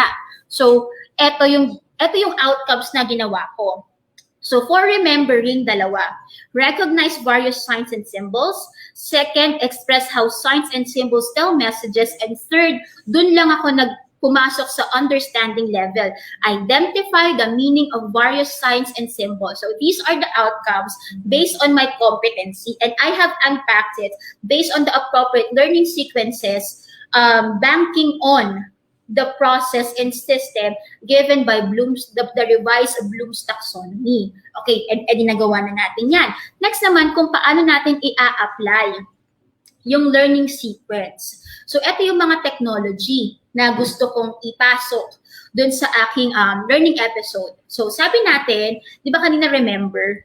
Okay, recognize. So tap students sa familiarity of various signs and symbols. So ang pwede kong gamitin dyang technology ay Google Street View. Ano ba yung Google Street View? Di ba kapag ginamit mo yung Google Street View, pwede kang makakita ng mga streets. Eh syempre yung mga streets na yon, may mga signs and symbols. Huwag na tayong maging, wag na nating gawing highfalutin yung lesson natin. Gawin nating very applicable, very familiar sa schema ng ating mga learners. So gamit tayo ng Google Street View. Pwedeng street nila, pwedeng street ng community, at tumingin ng mga signs. Oh, familiar ako sa signs na yan. Oh, I see that sign every day. So, hindi ka lumalayo sa context din ng mga bata. You're using their schema, which is very important in tapping the knowledge of our learners. Then, base doon sa competency na sa outcome na gusto natin, tell how image and visual cues tell a message in signs and symbols. So, ipaprocess mo na ngayon.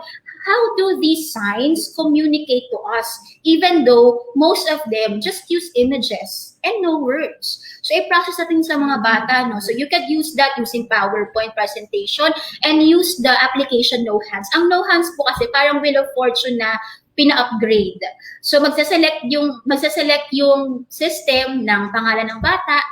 Tapos, syempre, dahil hindi nila alam kung sining tatawagin, no, they will be on their toes. O, kasi baka sila yung tatawagin. So they will be alert. Pag alert sila, no, they will be engaged. Kasi yung iba hindi maglalas, maglalax. Kasi yung iba doon naka-off task. Kasi sasabihin, hindi naman tatawagin yung teacher eh. Diba? Pero kung on their toes sila, because they know, using No Hands, using that system, they could be called anytime. They would be listening. They would be engaged because anytime you would be asking, how do these signs communicate to us? Or how do these signs send their message to us? Even though they would be using pictures and images and sometimes no words pa nga.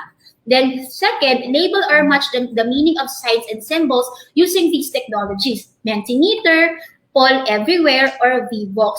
Kasi itong mga polling applications na to, meron silang question type din na pwedeng mag-label yung bata. Diba? So nakita natin na nag-create muna tayo, inalam natin yung competency natin.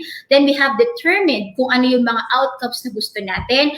Then next, we have detailed yung strategies na gagamitin natin. Then we match kung ano yung technology na gagamitin base dun sa strategy and then sa content. And kung titingnan mo, hindi ko pinilit yung pag-a-apply ng mga technology dito because that is how technology should be.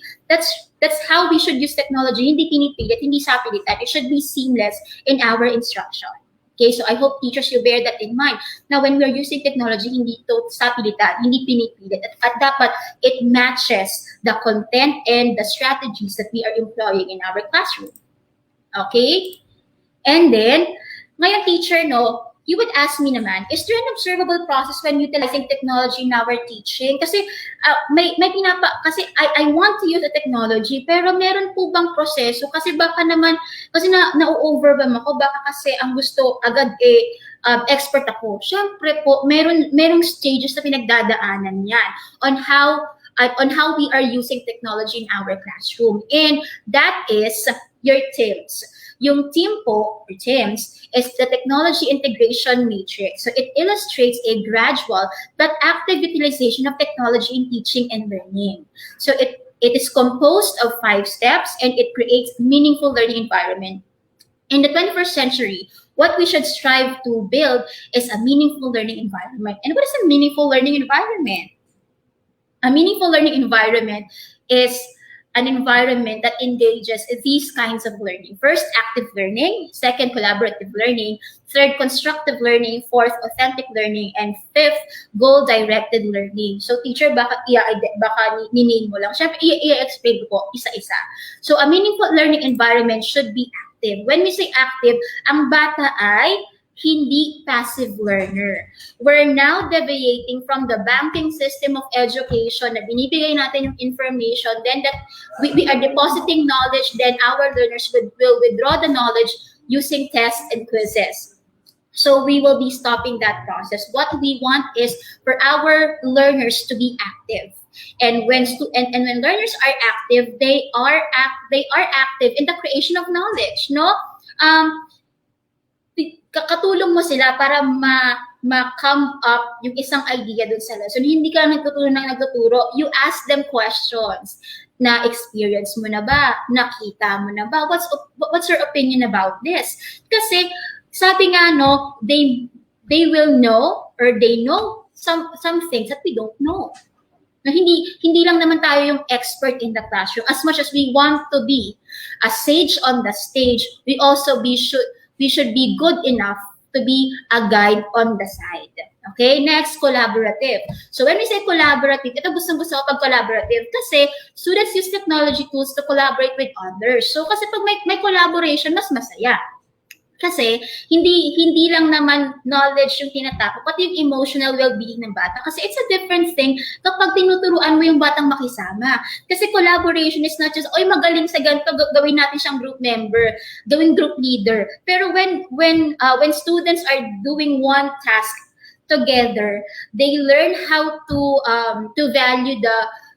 value camaraderie. Diba? Kasi tinuturuan natin sila makisama and it's a very essential skill. Lalo na ngayon, no, hindi lang kailangan wise ang isang tao, he should also be heart smart and people smart. Third, constructive. Ito yung kinoconnect natin, yung nalalaman ng bata sa gusto nating matutunan at sa nalalaman natin. Because we know students are wise beings and they're not empty vessels. So they have knowledge and experiences that can be used to make our teaching more alive and more enhanced. Diba? Masaya kapag nakakausap mo yung mga bata tapos they are giving things sa classroom, no? At talaga na-experience mo yan. For example, no, nung natuturo ako ng English, it's how my brother Leon bought home a wife. So I would ask, no, may kuya ba kayo? Okay? So nakaranas na ba kayo na makita yung asawa ng mga kuya at ate ninyo? And when they are raising their experiences, no, mas nagiging enrich yung discussion kasi tinatak mo yung knowledge nila eh. Hindi lang knowledge mo yung importante, pati yung knowledge ng mga bata. So, dalawa, no? It helps our teaching more enhanced, more rich, and you're also acknowledging that students have their own experiences and you make them valued. Kasi tinatanong mo sila ng experience. Kasi hindi lang sila nakaupo na parang ganito na very passive and lax. You take credit of their experiences and their knowledge. Next is authentic. Ano yung authentic? So students use technology tools to link learning activities to the world. Importante to that our students also see the importance of teaching outside the classroom. Iti-test lang naman yan eh. Iki-quiz ko lang naman yan. I-exam lang yan ni ma'am. Pero if we go beyond that banking system of education, when they have to withdraw their knowledge through these assessments, mas nagiging meaningful yung pag-aaral. Kasi they see, oh, I will learn this because magiging, example, I will learn how to write because it will help me to write, to post better on comments, to respond better on social media. No? Kasi, di ba ngayon, nagkakaroon ng mga debates online. So, if you know how to write and if you know how to craft your ideas, you can respond better on social media. Okay? And next is goal-directed. Now, we also make our learners to make their own goals. Hindi lang tayo nag-set, though we have learning outcomes, learning objectives, they also have to learn to set their own goals. Because in life naman, no, pag lumabas tayo ng classroom, when we're done studying in the four corners of the school, what is important is we still have goals in mind. It's the goals that we set. It's the goals that we set that will be based on that we will be the basis of the plans that will help us to have progress, a sense of progress, and sense of development of life. Kasi if we just make it na dependent ang mga teachers, or yung mga students natin sa atin in doing the goals, no, they will not learn it. And setting goals in life is very important. Okay, next. Okay, punta tayo sa team. So, ano ba yung mga process na yung teacher, no? So, sabi natin, team helps us to create a meaningful learning environment, and yung mga meaningful learning environment would constitute different kinds of learning, which I discussed a while ago. So let's now go to the TIM. The TIM means Technology Integration Matrix. So this matrix composed of the following stages. First, entry o entry. By the word entry, alam natin na the teacher begins to use technology tools to deliver curriculum content to students. So alam natin na when we knew of a certain tool, hindi agad tayo expert. Kasi nasa entry level pa lang tayo. No? Gagamitin pa lang natin yun. And pag ginamit natin, doon na tayo sa adoption, wherein the teacher directs students in the conventional and procedural use of technology tools. Pati ikaw nanganganay. No? Pati ikaw, ino-observe mo kung effective ba to sa lesson mo, sa students mo, or pwedeng baguhin ko kaya? Or may iba pa bang feature yung technology na yon na pwede kong gamitin para mas better yung pagtuturo ko? So, parang yung adoption, you are still exploring with the tools because it's still in the adoption phase. Next is adaptation. The teacher facilitates the students' exploration and independent use of technology tools since you're very sure of the technology. Now, nasabi mo, okay, ito sa klase ko. Sa section ko parang hindi pa nila gets. So gagamit ka ng ibang feature, gagamit ka ng iba pang knowledge. When you make your students now use the technology that you are sure now to use, adaptation na yun. Kasi ginamit mo na sa classroom, pinagamit mo na rin sa bata. Example, Google Docs. And then you make them you task them to write poetry using Google Docs. Now that's adaptation because the tool is being used by the students. Okay, pwede kasi ganito sa so nalaman mo yung Google Docs, that's entry. Adoption, gagamitin mo yung Google Docs sa classroom. But it's your first time, kaya meron ka mga observation na sa isang section na to parang hindi pa bagay na mag-Google Docs sila. Pwede sigurong mag-ano muna ako, mag-traditional paper task pag writing. Sa adaptation, pag pinapagamit mo na yung Google Docs sa mga bata. Next, infusion. The teacher provides learning context. Pag infusion, you are giving them the context. Example, write a collaborative poetry using Google Docs because you will be joining a poetry context. That's infusion because you're putting in a learning context para mas na-motivate yung bata na we're doing this not just because we have to do it in school, but we can use it in practical situations in life. And next is transformation. The teacher encourages the innovative use of technology tools to facilitate higher order learning. Ayan, ang bata marunong ng collaborative poetry, digital poetry through Google Docs. Why not in transformation, make a Google site of all this collaborative poetry that they have made and then publish their poetry in that site. That's transformation because you have elevated the status of technology use. Hindi mo lang pinagawa ang bata ng poetry sa loob ng classroom na may contest. Kasi sabi mo, sasali sila sa isang poetry contest, but you use those poetry, those outputs sa isang Google set that people can comment on, that people can view. Pwede yun, or Canva, gawa ka ng website sa Weebly using the tools or using the poetries that you made your students to write. That's the process of thing. And you see, no, hindi pala dapat expert ako. Parang it gives teachers the freedom na pwede palang manganay muna, pwede palang mag-explore muna ako sa paggamit. Pwede naman po because of these stages.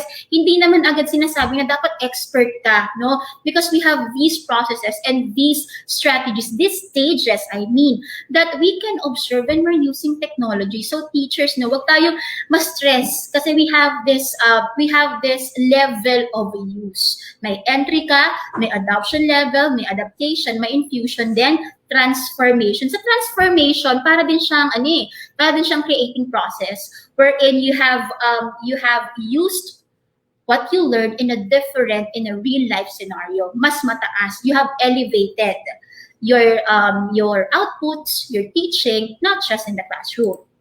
Ayan, next. Now, pagtambalin natin yung team tsaka yung bloom, yung revised. Dun sa entry tsaka sa adoption, that will fall under remembering, understanding, and applying. And for infusion and adaptation, it will fall on analyzing and evaluating. And like what I said, for transformation, it will fall on creation or the creative process, pinakamataas na level ng revised Bloom's taxonomy. Okay, next.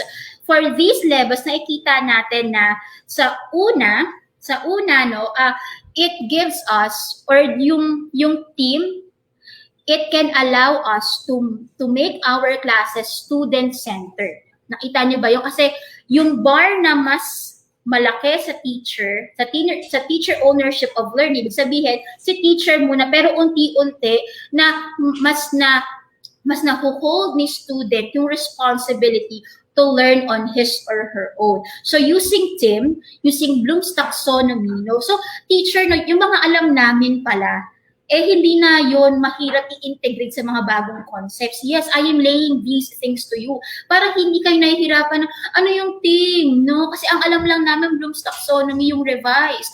So we can match these two frameworks or matrices and build a student-centered learning. So, ayan po, no? Sa pag-transformation or sa creation, talagang student owns a big chunk or portion of learning. Okay, so ayan po yung full.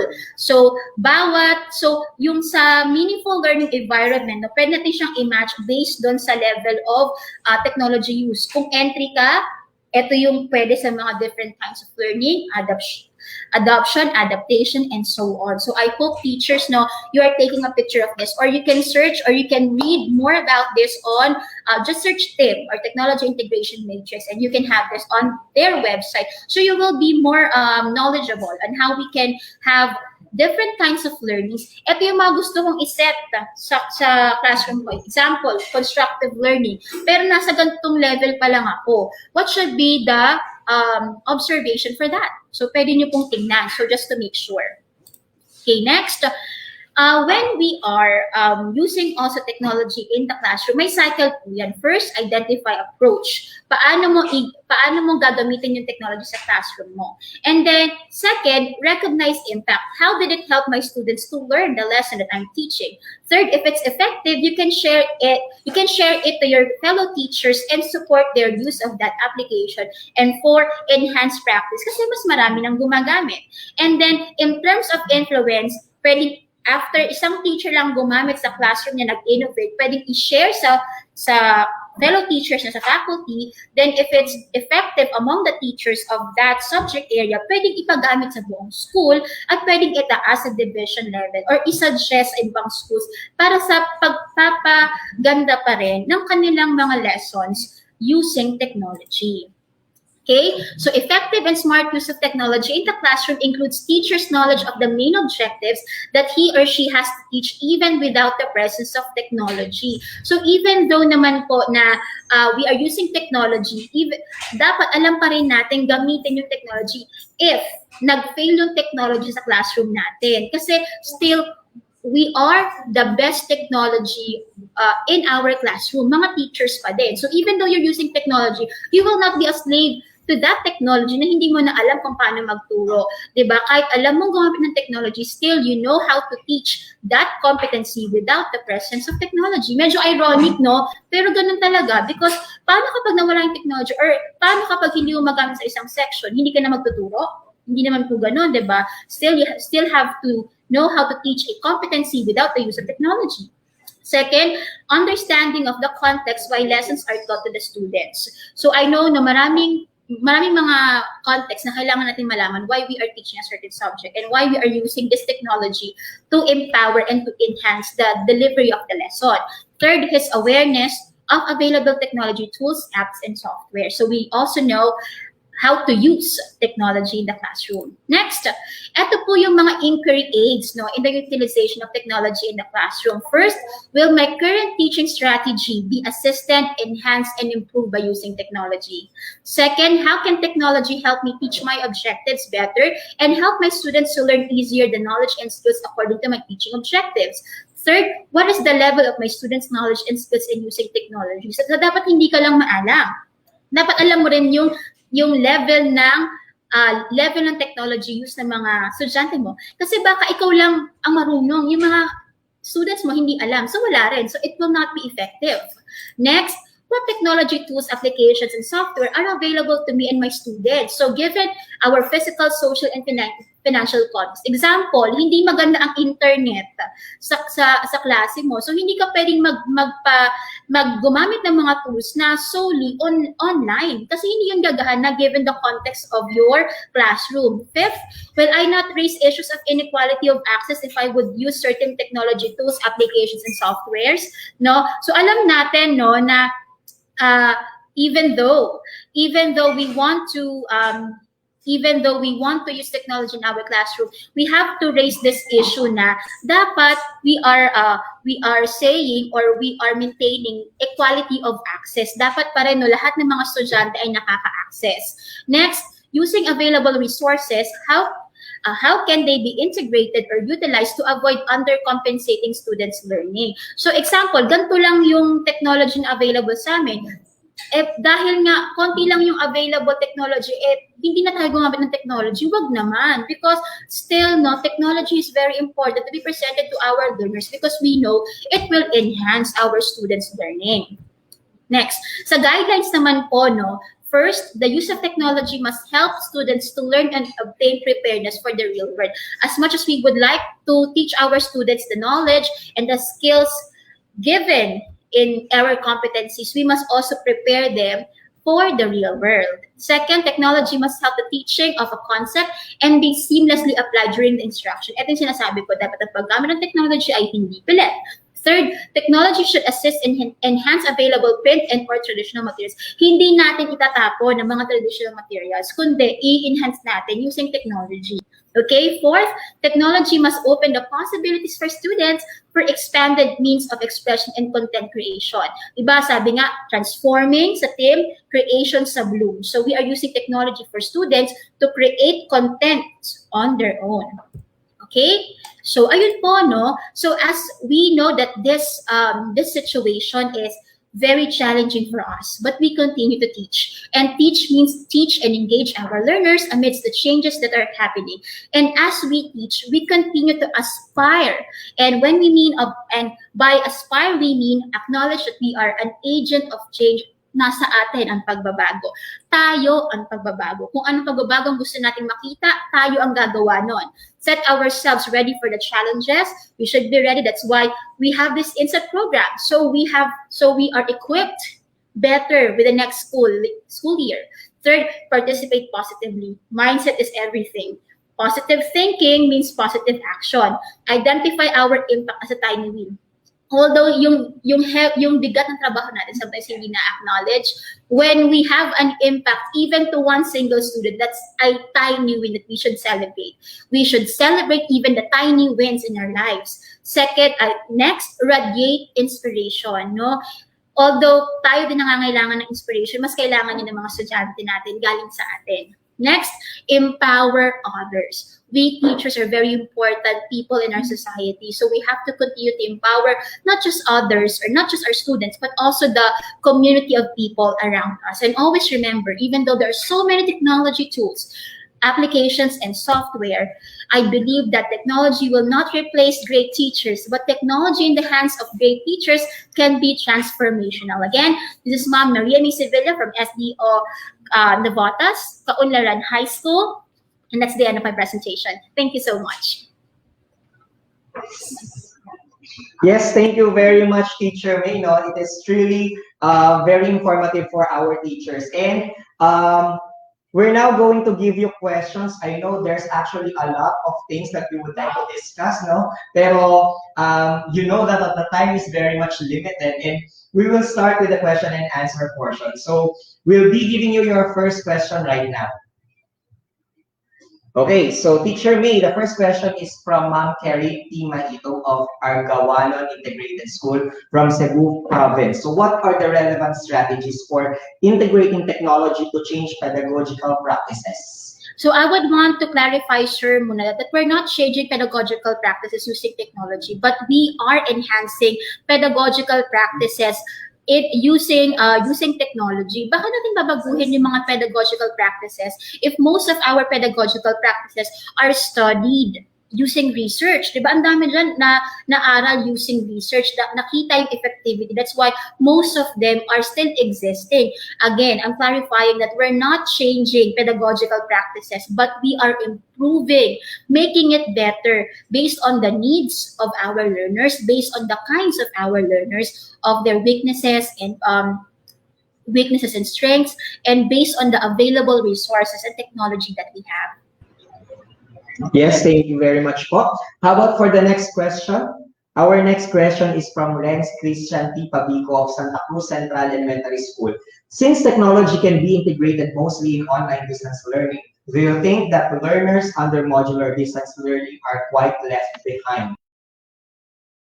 I have addressed this based on the, we have to make sure that still we are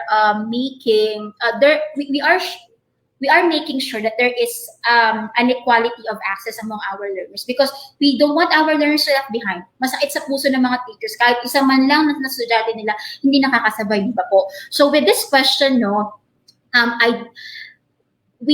because meron tayong tinatawag na Matthew effect, kung sino yung walang mga technology, sila yung mas napapag-iwanan. And we have to face our reality.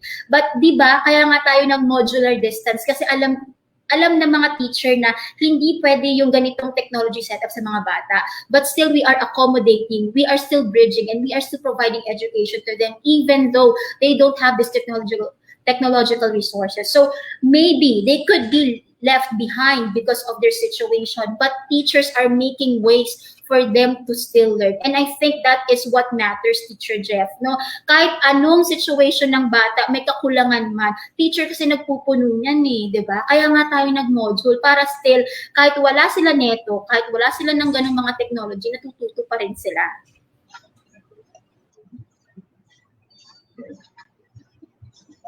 Yes, thank you very much, Teacher May, no? Ayan. Pasensya ka na, I actually waiting for the screen to flash yung mga questions natin. Yan, medyo nagkakaroon tayo ng konting delay. But it's okay. So, you're absolutely correct with your answer regarding with that question. No? So, we'll now proceed with the next question. Ayan. So, the question is from Sunny Roy A. Septimo of Florentino Torres High School. how we fully utilize the technology map if our own learners lack the gadgets or the internet connection to abreast with what we want to happen in our class. Ito yung sinasabi ko kanina that we have to set our technology, or we have to bear in mind the available resources in our classroom. Definitely, we have to be smart with the use of technology tools, applications, and software in our classroom. We will not use something that cannot be applied to most of our learners. Kasi yun nga eh, we have to make sure that there is an equality of access. If ang gagawin natin, no, teacher tayo, di ba? So we will not do anything na, example, you have 30 students, 10 lang doon ang kayang mag-online. Magpipilit ka ba talaga ng isang online setup na gagamit and nangangailangan na pagiging online? Definitely no. So we have to set our teaching then, and we have to set the tools, the applications, and software based on the context and the resources available, not just to us teachers, but also to our learners. Yes, we can be idealistic, but we must put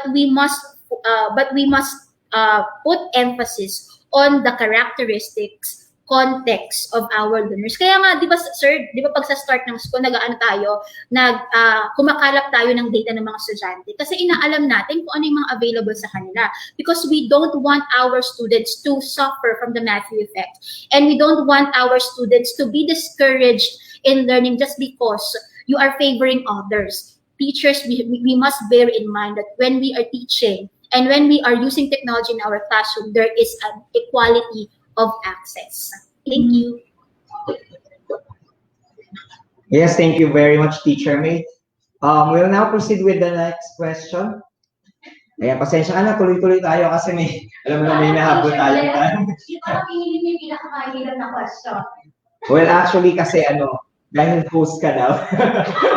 Okay, so our next question is from James B. Ebreo of Pintian Elementary School from Batangas. So what are elements would you include in pedagogical mediation of distance learning in times of pandemic? I think the word element is vague, so I think it could be made more specific so we could understand what elements, diba? What elements would you include in pedagogical mediation of distance learning in times? Ano elements? Would the elements be based on the context of the students? Would the elements be based on the curriculum side? Would the elements be based on the pedagogical side? So we have to be more specific of what these elements are so we could answer really the question. But thank you, Sir James V, for giving me this question, because I have also reflected that I should also be more specific with the things that I'm saying. Thank you po. Yes, maybe we can refer to the periodic table of elements. Baka there's a lot of elements. Thank you, Sir Jeffrey. That was idea. That was just a joke. Okay, so we'll now proceed to our next question. Okay, so the question is from Marites M. Julian of Alicia National High School from SDO Isabela. Okay, so hopefully matuloy tayo sa Isabela next year, no? Ay, next week! That's not next year. Okay. So in a modular distance learning modality, how can we integrate technological approach which leads to a meaningful learning? So meaningful learning, there are many types of learning. But we have active, we have constructive, we have collaborative, and sa modular distance learning, though teachers, no, medyo tayo ay napipigil dun sa mga gusto nating gawin, no? Sa mga kinds of learning na characteristics ng meaningful learning. I think we can still make our students to be active kasi sinasabayan natin yung modular ng synchronous, 'di ba? Nagsisynchronous tayo, nagde-depth TV tayo, nag-iitulay tayo. So these are the platforms that help us to engage our learners to make them still active in learning even though it's a modular distance modality. Thank you very much, Teacher May. And I guess we're down to our last question. Yan. That's actually the last question, Teacher May. Okay, so sako tayo sa time natin. No, thank you very much, Teacher May, for sharing your expertise with us. And truly, here at the EdTech Unit, diba, as our tagline says, we are going to bridge curriculum and technology. And I know that you explained that well in your talk regarding the content, pedagogy, and as well as the relation to technology. Thank you very much, Teacher May. And at this point po, we would like to say thank you po sa SDO Caloocan, Dr. Dean, and SDO Caloocan, SDS Dr. Losaria, Dr. Alinap, Dr. Ali Perez, EPS SPED, Sir JP Palad, Dr. Macarubo, Dr. Jovan, Dr. Salom, Dr. CJ Ilagan, and to the school head, Sir Dom Angeles, and all teachers of Caloocan, and SPED teachers and SPED SLMS validators. GDJES, ayan. So maraming salamat po sa pinadala niyo po na pastries para sa amin dito ngayon sa central office. Highly appreciated po.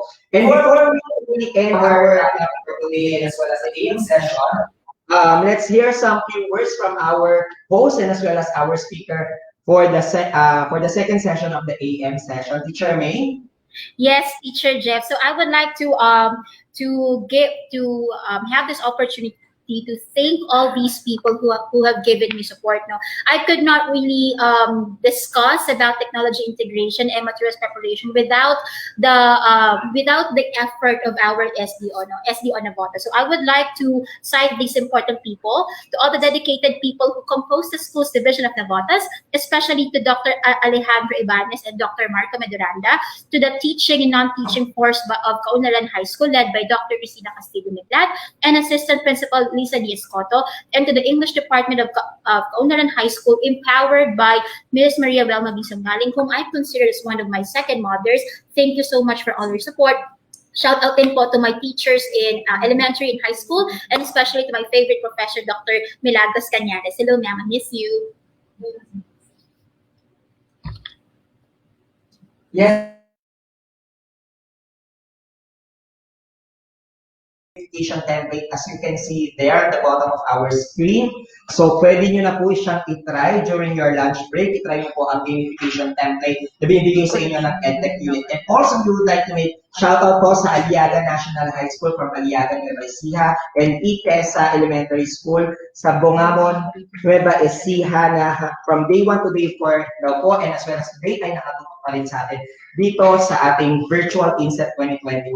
Now, teachers, I know it's already turning about your lunchtime, so we will be giving you your lunchtime from 12 o'clock to 1 in the afternoon. So after posting the evaluation of our QR codes and as well as the link for our AM session speakers, ipopost po namin yan so you can take a snap of it, you can take a screenshot and as well as grab those images para po ma-evaluate natin ang ating mga speakers for today. And I'm sorry to say, but I'm going to give you assignment. Babalikan po namin kayo after lunch because we are planning, of course, to have another session of the INSET, of the virtual INSET 2021 or another year for teachers. That is why we are considering your voice. We would like to know kung ano po yung mga suggested topics ninyo that you want us to discuss sa mga susunod pa na mga INSETs natin.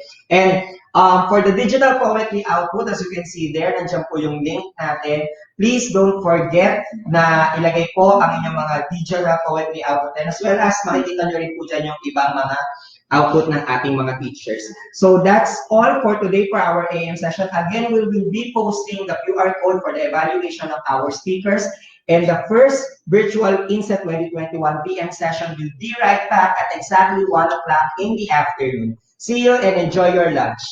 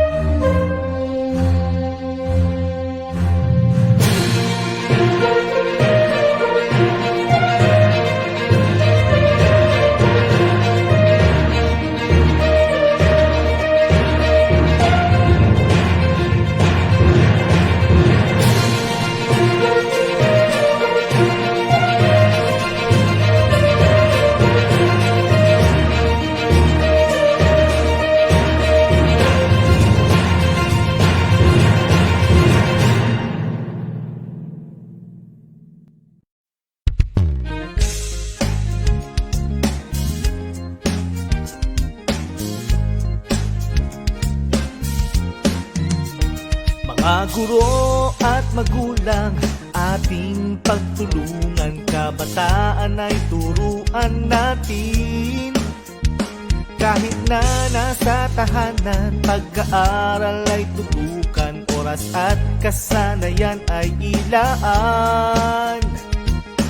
Sulong edukalidad, magbago man ng panahon, ipagpatuloy ating layunin, patatagin ang edukasyon. Itulay ang gabay sa pagkatuto, itulay edukasyon, itatawid sa'yo.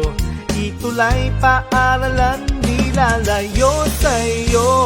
Itulay sa makabagong panahon, itulay para sa kabataang Pilipino.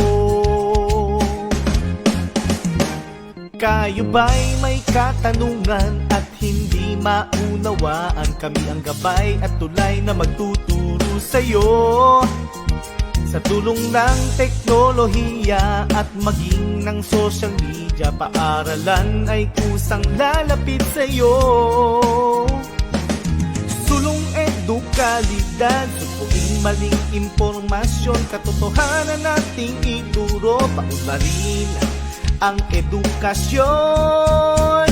Itulay ang gabay sa pagkatuto, itulay edukasyon, itatawid sa iyo. Itulay paaralan, nilalayo sa iyo. Itulay sa makabagong panahon, itulay para sa kabataang Pilipino. Itulay ang gabay sa pagkatuto, itulay edukasyon, itatawid sa iyo. Itulay paaralan, di lalayo sa'yo. Itulay sa makabagong panahon, itulay para sa kabataang Pilipino. Itulay, itulay sa kabataang Pilipino. Itulay, itulay sa kabataang Pilipino. Itulay, itulay sa kabataang Pilipino.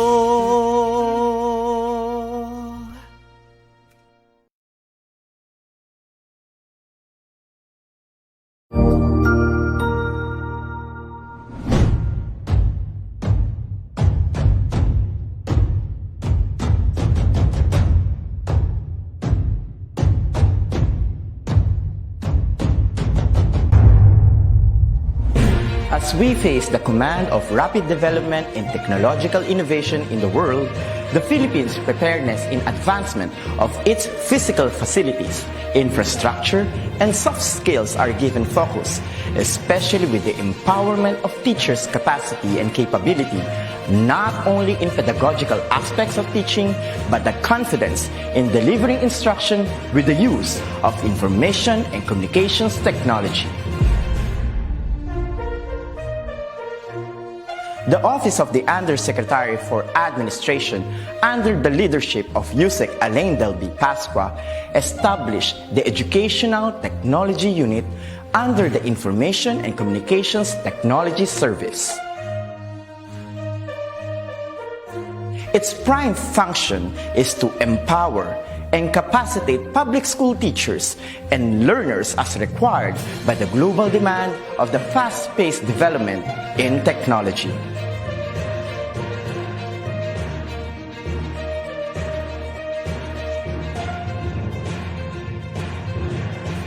The task of the Educational Technology Unit is to promote and solidify the innovation and digitization projects that will support the requirements of the K-12 curriculum in delivering quality, accessible, relevant, and liberating education for all.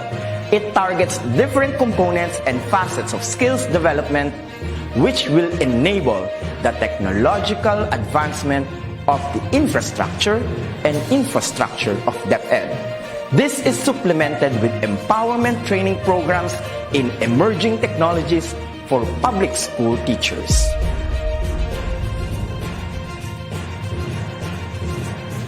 The programs of the EdTech unit target the emerging pedagogies focus on open educational resources.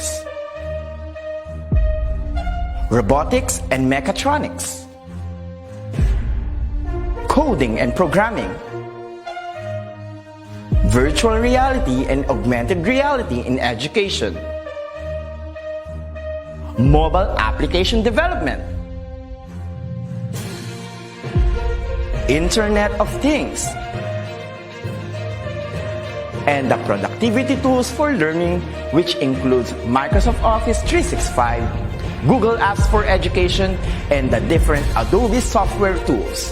In addition, the maneuver of in-house applications such as the DepEd Commons and the DepEd Learning Management System is under the flagship of the EdTech unit. The supervision of DepEd TV in ensuring world-class produced video lessons is another task of the office.